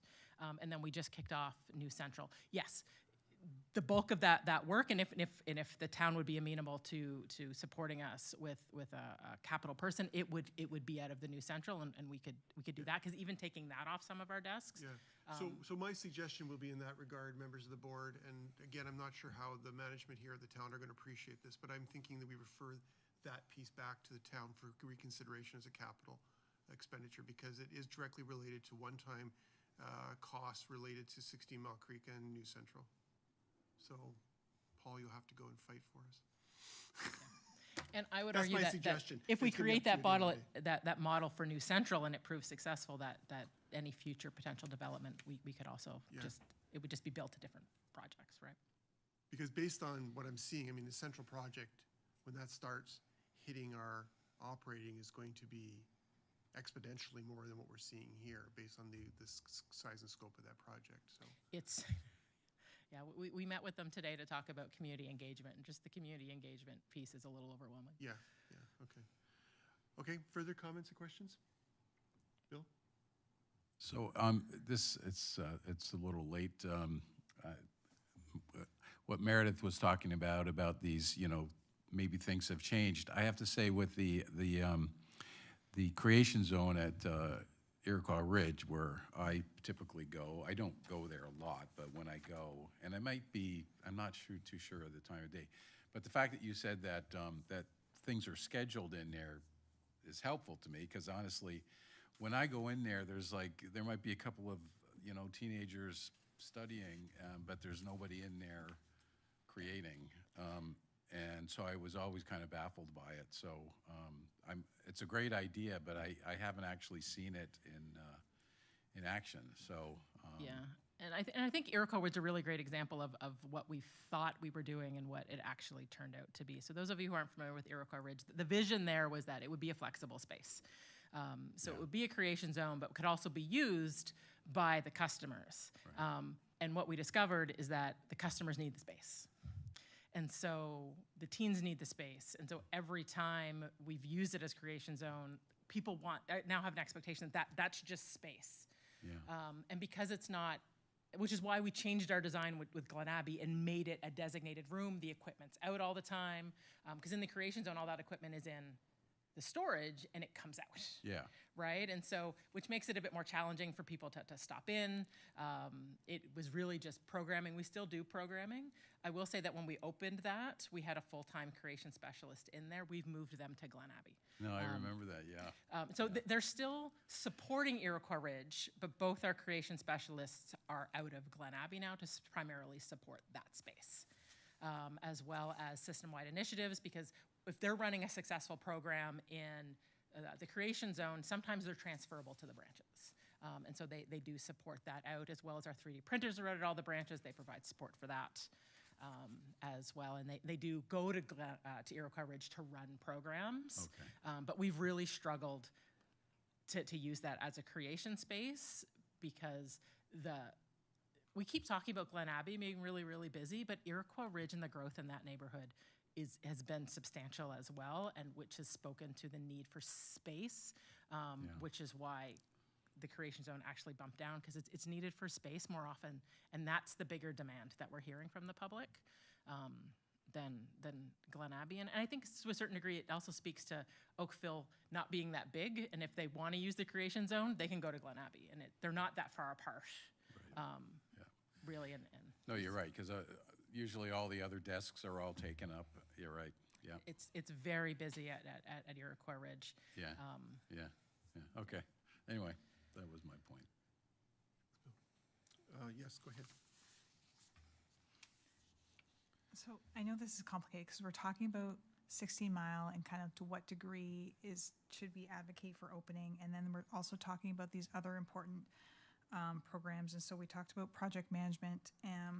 I just wanted to mention that when I read about the community engagement, it really spoke to me, actually, that I felt like that was actually a really important investment, because it felt like a way that you could exponentially grow the outreach by having like one position that could be liaising with multiple organizations that were providing multiple services for multiple groups in our community, whether that's, providing services that the staff on their own could never provide, and using their expertise, tapping into other communities. And I just saw such a nice alignment to our strategic plan, both under expanding our reach as well as enriching lives. And so I just felt like that was a really important position to consider as well.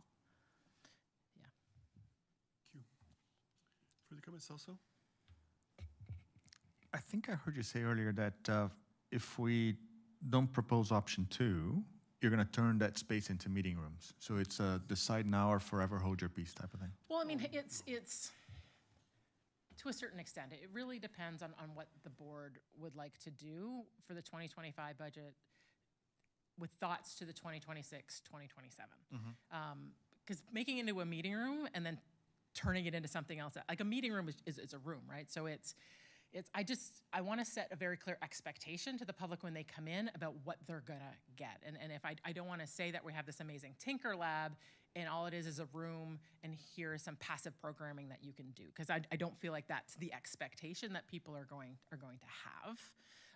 So I'd much rather, and we had conversations that if we don't get the full activation of the creation space, would the priority be the creation zone or would the priority be the Tinker Lab? We already have a creation zone. I think there's a really strong argument for the Tinker Lab, but that's something we'd have to go back and discuss. And again, I think, a lot of this is just giving us direction so that we continue with the town. It will come back for review in September. And there is, as the board highlighted, an ability for us to roll things out. I will flag, though, as already been indicated, that would likely be more likely in 2027 because the impacts from 2025 opening into 2026 will still be significant. And 2027 is when you really see a normalization pending potential other projects. Okay. I want to clarify not clarify, ask a couple questions. So the, right now in the system, we don't have a Tinker Lab, but we do have 2 creation zones, I believe, correct? We have a dedicated creation zone Right. at Glen Abbey. Yes. And then we have a 10% creation zone at like, out of a total time that it's available, I would say it's being used as a creation zone, probably 10% or less. At Iroquois. At Iroquois. It's Okay. primarily used as But space. the bottom line is we have them. The bottom line is that we have them. Yes, We do not have a Tinker Lab. correct. We do not have the AV facilities or Correct. the creator spaces. What would it cost us for just the Tinker Lab and the AV spaces in 2025 as an alternative? Like if you take those out of the 208 plus 86, what do you, what?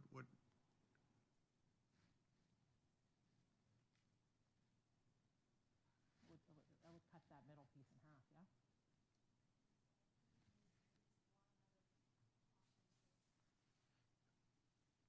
So that would cut option 2.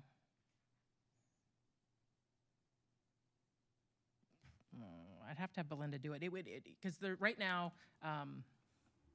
we need at least one additional body Right. to do the 2 spaces.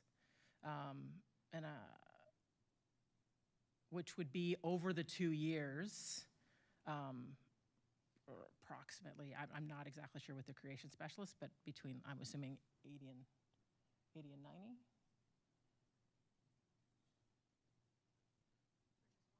Just one creation zone specialist, yeah. You have your chart there. They're definitely moving up here, by the way. Yeah, I already told them.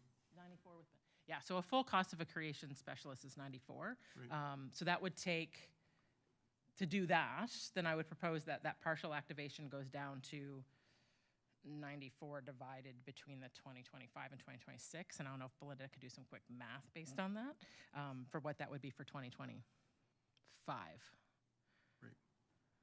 I can do that. You just want me to take out the one creation specialist in option 2? Well, I think there's 3 in there. There's 2 creation Oh, specialists right, and a and the creative. librarian. Yeah. Yes. So So would take out the librarian and just put one creation specialist in there. just Would one? that be, yeah. Okay. That would bring the 2025 amount down to 55,210. And yeah, 55,210.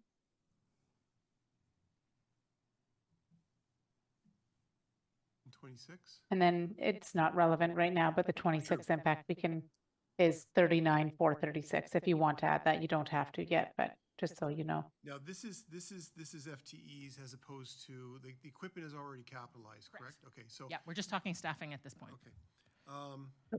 Okay, so that's my number 1 question, and I'm going to suggest that might be an alternative here.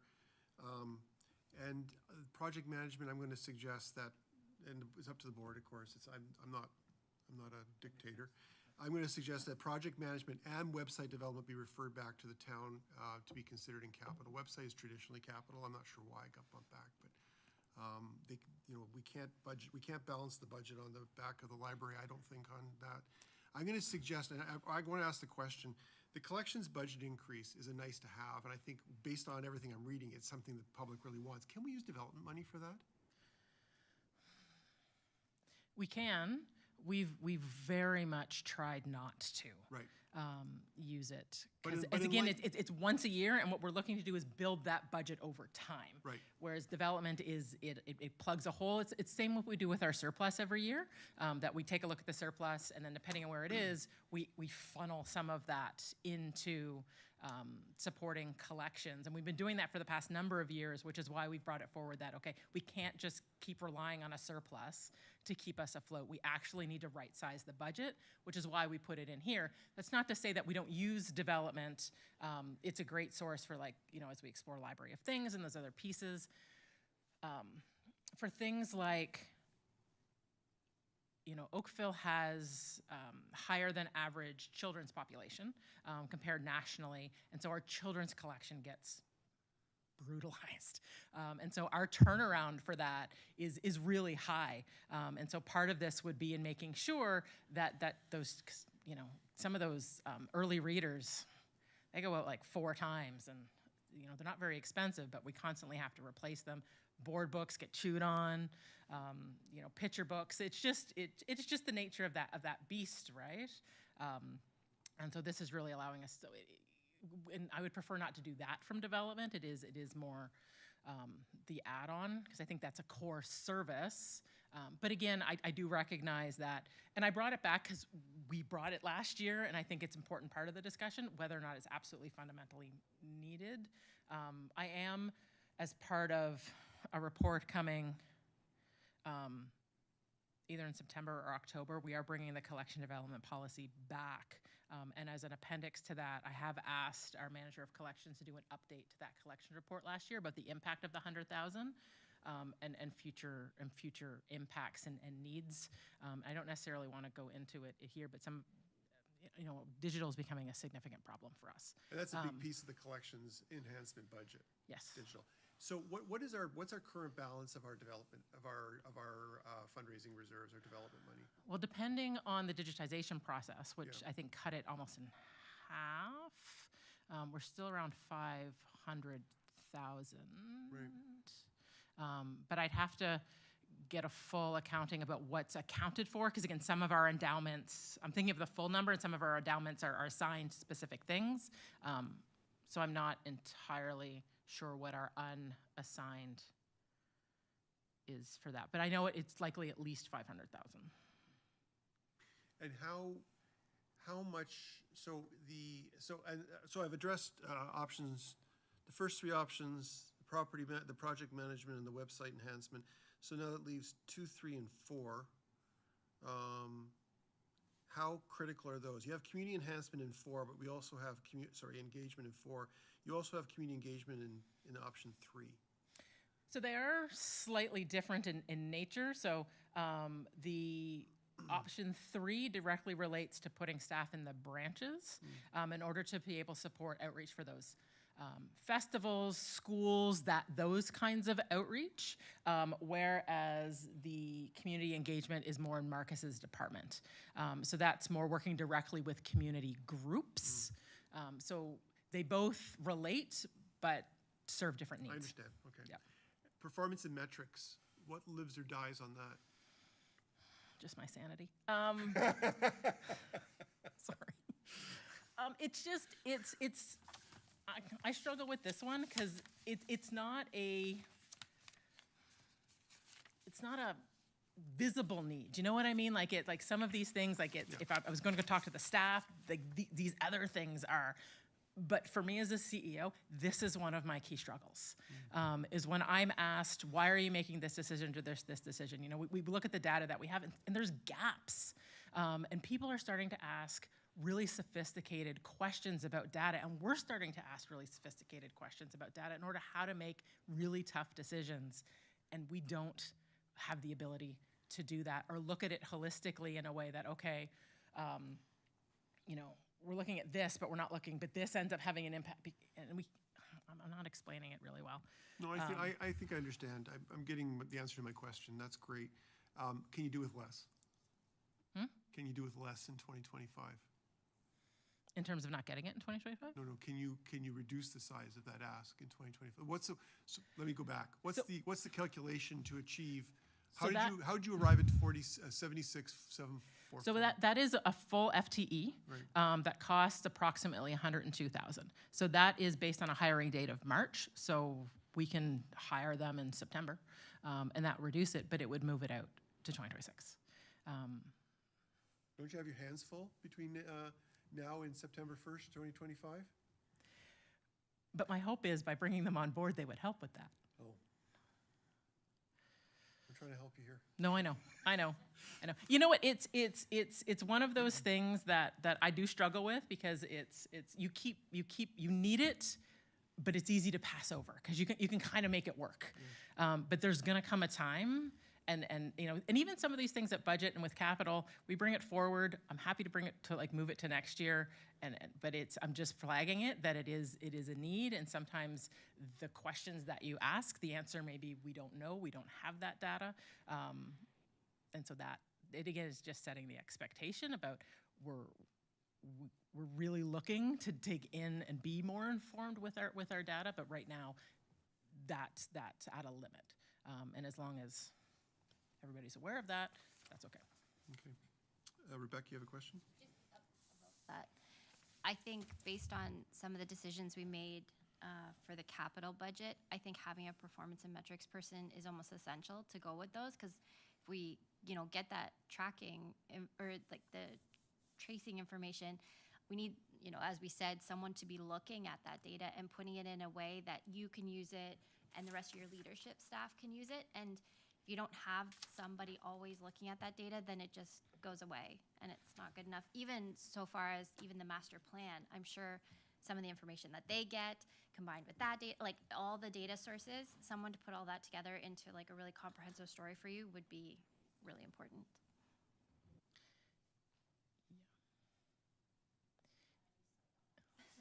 And this is, and we, I don't know how much I think it, I don't know if I can call it joking, but it is my need versus the needs of the branches, even though they're interrelated, right?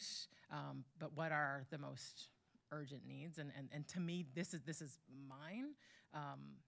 But at the same time, I would argue, well, that's not true. Project management is by far like the number one for us. But I also think that community engagement plays a really strong role too, right? Like if out of those four, I would rank them project management, community engagement, performance metrics, and service delivery. And that would be me, and these two back here would probably give completely different rankings. Based on their needs. Well, if they're sitting up here, then we'd actually be able to get their votes, but they chose their seats. Yeah. But I'm just flagging that performance and metrics, you're going to see that in every budget moving forward until I get it. So in that performance and metrics, so I mean, a lot of that will be driven, I imagine, by that project that you want funded in capital. Will it not be? We could look at whether or not that's an operating impact in there. We didn't put it in, but we could definitely take a peek at because the question then becomes, will you have that in place in Q1 2025 if it's approved for 2025? So could you just defer that whole thing to like? I'm trying to. I know I'm grasping at pennies here, but I mean, can we split that in half and hire halfway through the year? Because the capital piece will have to get instilled first. There won't be any meaningful data in the early days. Yeah, and maybe that's something that Paul and I can take back, because we can kind of connect them together.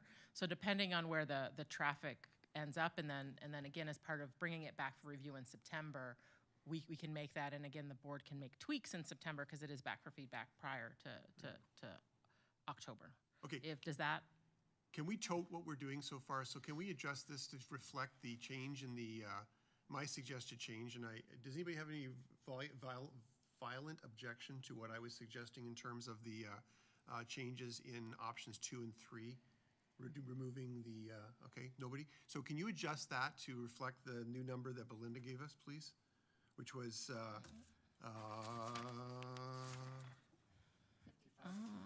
yeah, it's in there. I'm just trying to think, because Belinda has all these like calculations in the back.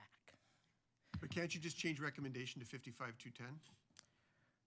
Here, Tara. Yep. So what you're going to want to do, I believe you want to take out so in the recommended column in number 2, you want to remove that, right? So just delete That's that number, yep, perfect. And then the full activation, is that one staying in? No, No, we're taking that one out. Okay, take that one out. you have to add And then 55,210. But what we you're want to add going in to, that 55.2. yes, so go to the bottom, Yep. which is all good. Oh, it's So there. you want to know what the percentage is. It is, what I would do is just take that number 55,210 and type it in the recommended column. You could just take it right in.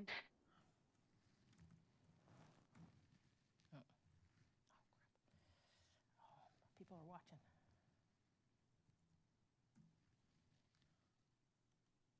Oh, Yeah, Okay, that's got it. correct. So now you have that in.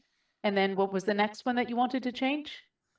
We were going to, I was suggesting that we refer back project management and website enhancement to capital, to ask the Yep. budget team to reconsider that. Perfect. 'Cause Sorry, I think it's a valid argument. Is it possible to just remind ourselves what is included in the 55,210? Sure. So that is a single additional creation zone specialist, which would then assist us in, from what I remember correctly, is, because there is already a creation zone Yeah. at Glen Abbey, is activate the Tinker Lab and the audiovisual cove. So we're Okay, just- because we're we just have using- one, we have a creation zone specialist in option one already. Correct. So this 55,210 is basically the person who would run the Tinker Lab and the audio cave? Yeah, in order to be able to support both of those, another single body would be able to fully activate those two spaces versus the full, which would be the three. The creation zone is the biggest. So we're gonna have to rethink some of the spaces, because that space, if you guys remember correctly, is right at the front. So we will have to But revision it a little bit. that's already in the core option, no? No. I no, thought that they- was in the core option, not- included one creation zone. Not the FTE. The FTE. So there is creation zone specialists in the core, Right. right? And so, but not enough to activate the other spaces.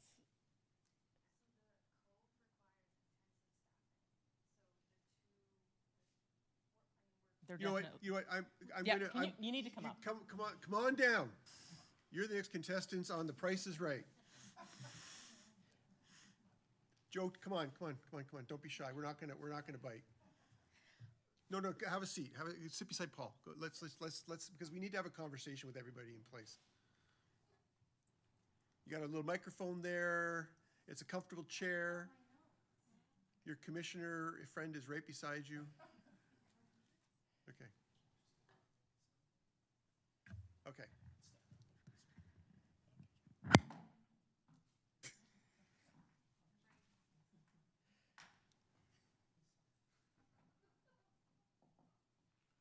How much did that cost? So add another to reimburse the town for a broken microphone. Yeah. So right now, core services includes 2 creation zone specialists. Using the Glen Abbey model, where they are there part-time for one-on-one appointments and programming, that leaves a lot of time where it's just equipment booking. People can go in and use the space. So we're trying to do a little bit of service design on the fly. The photo and video cove is a very staff-intensive space. So that's where you have the sound booths, you have all of the recording equipment, you have to help people get set up. Everything's in a locked cabinet, depending on what they need. Those appointments are going to look very different. It's not going to be like a standard setup. Each appointment could vary. So on the fly, with a branch that's open 7 days a week, evenings, daytime, afternoons, we're sort of suggesting that a third person between 2 spaces could help us stretch to our full open hours. So we were proposing 5 positions to activate all the spaces, to activate 2 of 3, and the one being the more staff intensive. On the fly, we're guessing 3 of 5 positions needed. So you, and there And are 2 are already in the core. 2 are in the core, Yeah. and then 1 we've just added with the 55-210. So we could actually open the creation zone based on the same operating model as As Glen Abbey. Abbey, and then look to enhance it later. Just Correct. delay that. Okay, well, then that doesn't sound too bad. Okay, Yep. that's really helpful. See what being down here does. It's very helpful. Thank you. Okay, Should we clarify No. Creation Zone versus Tinker Lab versus Photo? No, we're good. Okay. I think we know. Okay, further comments or questions? Bill, tell us what to do. No. Okay, so those are my suggestions. I don't know what to do with service delivery, performance and metrics, and community. Well, no, performance and metrics. I was suggesting that we split that and deploy it in Q3. So split that FTE in half. Okay, so adjust that to, 76,774 divided by 2. So Right. maybe Belinda can give you that number and you can throw it in. yep, Yep, give me 1 second, I can give that to you. So you're looking for that person to come on in, 1 second.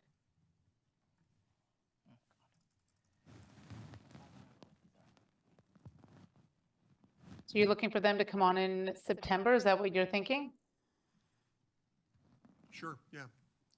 Yeah? Yeah, So it would September, just be for 3 months of the year? Yeah. Okay, Well, so it's it 4 would be, months. if you 4 change months. that number then to 23,032 in 25. it would be for 4 months, Belinda's 23, Oh, 4 sorry, you months. want it in 4? Yep, Yeah. let's do it September 4. to December, yeah. Okay, yeah, sorry, yep. Let's do it at 30,710 and 61,419. Wow. We've just gone bankrupt. What was that last number, Belinda? Sorry, 61,419. Perfect. I'm gonna pull this. And then if you type it in there, I'll give you the percentage, the 3710. There you go. Okay, so, that's service delivery. So performance, that's performance and Yep. metrics. Service delivery, can you live without enhancements in 2025? 25. Yes. Okay, so we'll remove that. Community engagement. So I'm hearing some real desire to keep that in. I think that's what I'm hearing. But now this is for Marcus's division, right? Correct. So this is that one of those pillars that we put in our strat plan Correct. about. Okay, so let's add that back for the moment and see what it looks like. Yeah, sure. Go ahead, Celso, while she does that. So the full activation is about community engagement as well, isn't it? It is, however, they are slightly different in that the full activation is outreach based out of the branch. So directly relates to coordination and to get staff out at, the Asian Heritage Festival, the Rib Fest, as well as school visits and those pieces, whereas the community engagement is more with our community partners. Understood. Yeah. You can probably see where I'm going, right? Is it possible to get some economies of scale here and get this one position that we're suggesting to do both? In a reduced capacity, of course. We could look at that. The challenge being that this position can't direct. You'll have to look at, that's an interesting question that we'd have to look at. So take that one away. Yep. It's a good suggestion. Excellent suggestion. My other comment was with respect to the collections budget increase. My suggestion was, at least for this year, the 100,000, you want 100,000 a year for collections enhancement? For 4 more years. For 4 years. What does 100,000 in 1 year out of development get you? Does it get you caught up? Not really. No, and again, some of this is driving around digital. So Let me try this on for size. Yeah. What if it was from digital? What if it was from development, and we put a specific campaign together to drive this? Because I think that's something people can really put their hands around. Donate to donate $25 to get more access to, because this gives them like campaigns, fundraising campaigns really work best when there's a goal. No, absolutely. We do have a current focus on digitization and New Central, so I would be hesitant to divide that in three. That 100,000 takes us over 10%. I put it on here. I don't think we're just status quo, and that isn't necessarily a bad thing. What if it was- as long as we recognize that's status quo, right? What if it was a So smaller number? we'll take any number. We'll go to Celso's next, but can you just throw 25,000 in for the sake of argument? Because this is a budget, this is a, excuse the term, wild ass guess estimate, I assume, right? This isn't, you haven't like costed this down to No. a book, I assume. No. So this is it's, if you had $25,000, you could do good stuff with that. Absolutely. Okay. So let's see what that looks like. And Celso, what's your recommendation? I think you mentioned earlier that you look every year you look at surplus as a way to. Well, you are a real spendthrift. I know, it's like really sensitive. I'll let her finish that. Okay. I think you mentioned earlier you look at surplus every year. Yeah. And one of the possible destinations for that is collections, right? So maybe it's not in the budget, but if there's surplus, that's where it goes. Yeah, and again, and we have been. But we've been also really trying to right-size our surplus. Because for the past number of years, we've had significant surpluses. This year, we're really hoping to right-size it. Because when we have $400,000 and $500,000 in surplus, it's really easy to put we normally put to put $100,000 at the end of the year in order to shore it up. And in September, we'll bring you where we currently sit with the surplus. I think last time, and Belinda will have to remind me that we're sitting at a much lower. It was potential 91. In March, you communicated predicting 91,000. Yes. Was that the projection to the end of the year? Yes, Yeah. right. Okay. So significantly lower than what we've seen. If the board directs us to take that surplus and assign it, we absolutely There can you do go, that. yeah. The challenge with that, though, is that we have to wait until a certain part of the year to of do course. it, which then limits how we fund. But you already have it rolling, right? So you have the 91 if it's still 91. Yeah. Rolling that you can start using this year into next year and so on and so forth. Can you not? No, it's one-time funding. Because we don't know what the surplus is for next year, right? Because ideally, we net zero. But you can, but I think this is to help. If the surplus at the end of our fiscal year is December 31st. Correct. So if at December 31st is still $91,000, we can Yep. spend that in 2025, can we not? Or do we No, have the to spend surplus has to 24? be spent by December 31st. Okay. So we would have to then project what our surplus is. What happens, so the surplus, when we don't spend, it goes back to the town.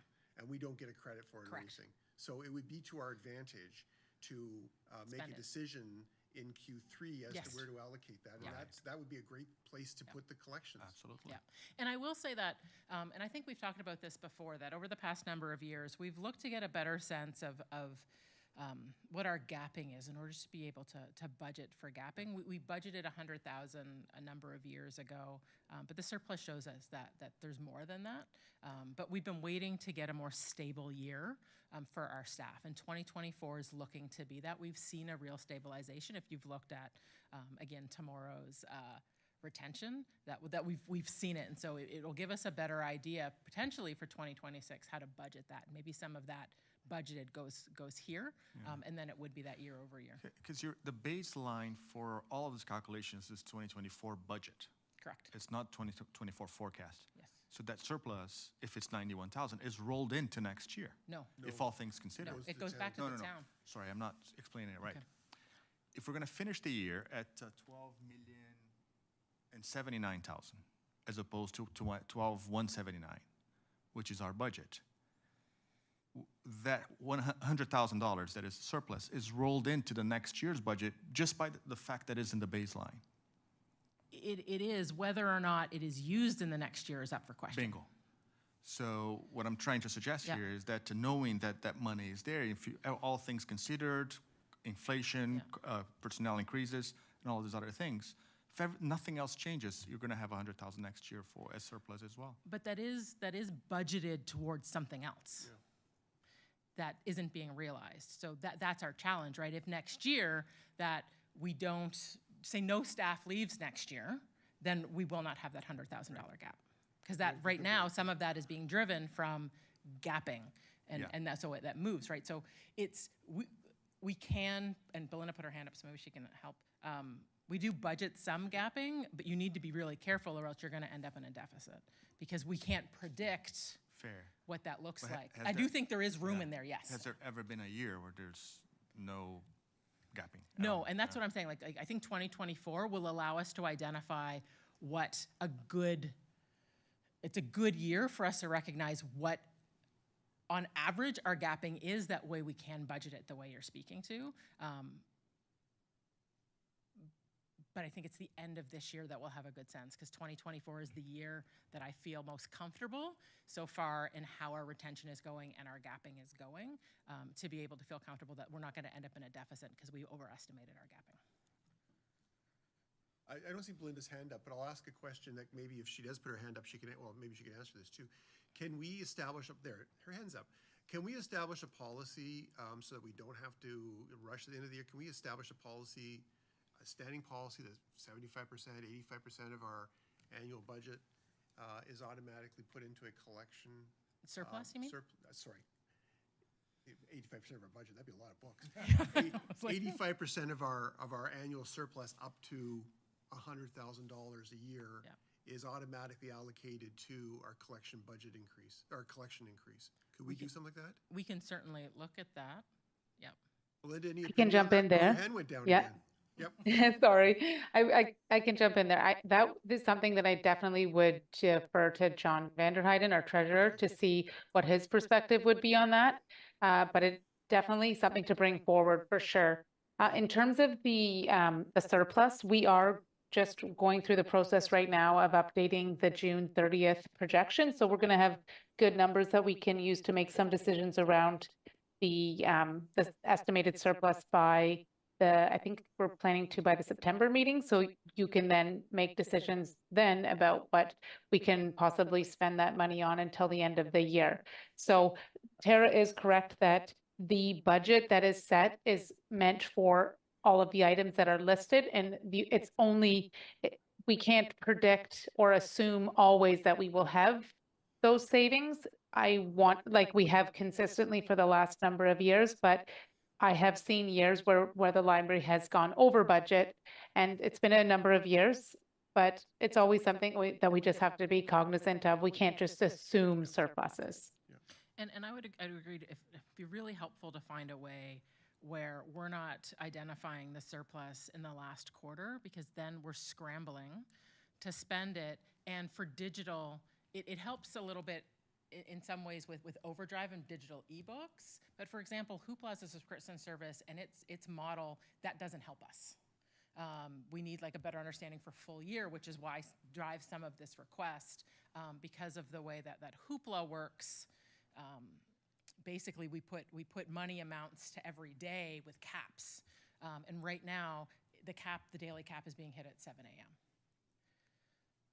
Really? Yep. So we've stopped promoting Hoopla. Okay, well, I'm going to suggest that one clause of our motion is going to be that we refer the issue of a budget surplus to fund collections be referred to finance staff for. Yeah, I'll consult with the for the town. report. Okay. Yes. Since we added the 25,000 in, though, would that help cover at least some of, Hoopla, some like standard stuff that you're already seeing, and then look to the surplus to top up, kind of? Yeah, I can't speak to exactly what we use that Right. 25,000 for. I'd have to go back to collections to really clarify what their need would be. But yes, but it would be up to the board about whether or not they want to keep the 25,000 in, or whether they want to look at the policy and use potentially the surplus this year and then into next. It's up to Well, you. if we leave a $25,000 placeholder, and at least there's something there to recognize the need that you're identifying as our CEO. So I like the idea of leaving it in there. Whether it survives or not is another question. So, okay. Well, that's where we are right now, folks. Are you comfortable with this as a position?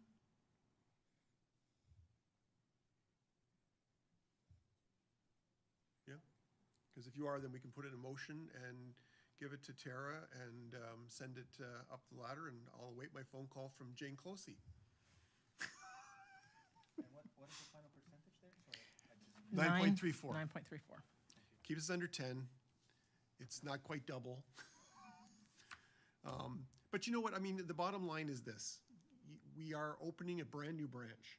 It's a marquee branch. We committed to it years ago. It's in an incredibly underserved part of the town. There's no municipal resources up there at all, other than the library that's, going to go. I mean, there'll be a beautiful community center there relatively shortly after the library. But, I think we're honored morally and otherwise bound to provide a fulsome library service up there. I mean, I think that's really the bottom line. Can you say that minus 16 mile, we're within the guideline of 5.5? Well, that includes, minus, no, that's a good question. So, yeah, it would be less than 5.5 if you took out 16 mile.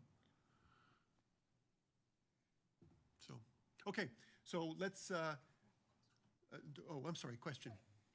Just to add to that, I was just going to say, it's also setting a standard for future branches that we're opening, right? Like, just that idea that you're opening them as destinations for people that want to go. It's based, all this work that's being done with the master plan, like all of this is what they're telling you to do, and you're trying to do it. So I say we're just trying to do that. So. Yeah, and this is definitely impacted, and again, we've recognized it, the town's recognized it, that as we move forward to have potentially different conversations about how capital and operating, particularly related to design and program, how those conversations need to happen sooner, so that we're not the year before when we've designed and we're building this branch and not be in alignment, right? So I think there's a lot of really good conversations happening about that now. I think that and honestly, if somebody asked this question, and I agree with, I don't remember who asked the question. Whoever did was very insightful, probably the accountant. But the question is that did we not allocate this when we originally, was that you, Avis? Yeah. Well, no, she's absolutely right. We had a full conversation at the library board as well as at budget as well as at council about the future. Like it was disclosed fully in all the documentation. So I think there's a very good argument to the mayor and then to council that we need to be able to deliver on this commitment, both as a board and as a community. So I'm super comfortable with this, and I'm prepared to lead the charge and try to get this through on the political side, and the staff will do their part on the staff side. So if you want to give us a motion, would somebody like to move this as a proposal and as a clause? So clause 1 is what you see. So Jessica, clause 1 is the recommendation on the current spreadsheet.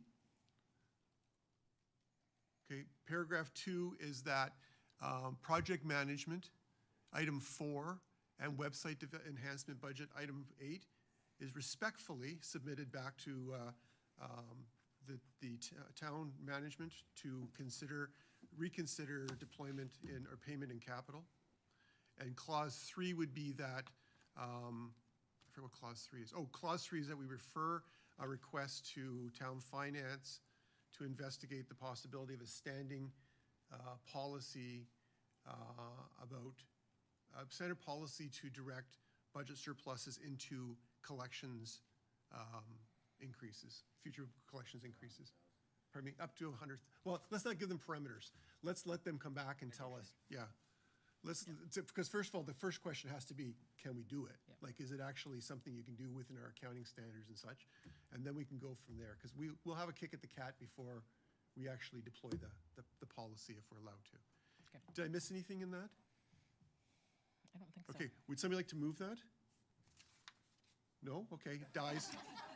Celso's moving. She's all that work and everybody says, he's nuts. Celsa and Rebecca, all in favor? That's carried, thank you. Yes. Anything else, Tara? I'll save this. Or have we done our jobs? Have we earned our pay? No, but I look forward to seeing you all tomorrow.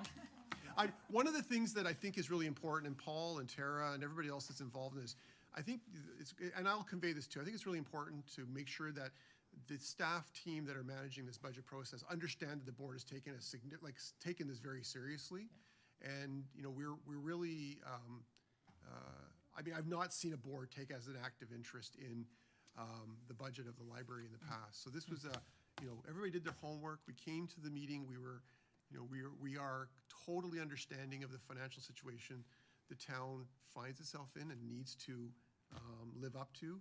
But at the same time, we recognize the commitment that we made to the community, and we need council to respect that and to follow through. So please convey that. I'll do the same, and hopefully we'll be successful at the end of the day. Yeah, no, I think We won on digitization last year, so this will be our, we'll do this next year, and then they're gonna fire me as chair. Andrew is still here. Andrew, are you still with us? I'm still with you. Okay, you're on side with everything we just talked about? Aye. Aye. That's the best answer of the night. Okay, members of the board, is there any other new business to come before the board this evening? I'm seeing none, so I'm going to look to adjourn, and we'll see you tomorrow night. Can I get a motion to adjourn, please? Bill is going to move to adjourn, and Meredith is going to second that. All in favor? And we are carried. Thank you, everybody. We'll see. Oh, Andrew's hand went up for a second. I think it was all in favor. Oh, he's in favor. Oh, that's how you're voting. Okay. Correct. Yep. We are adjourned. Thank you. We'll see you tomorrow night.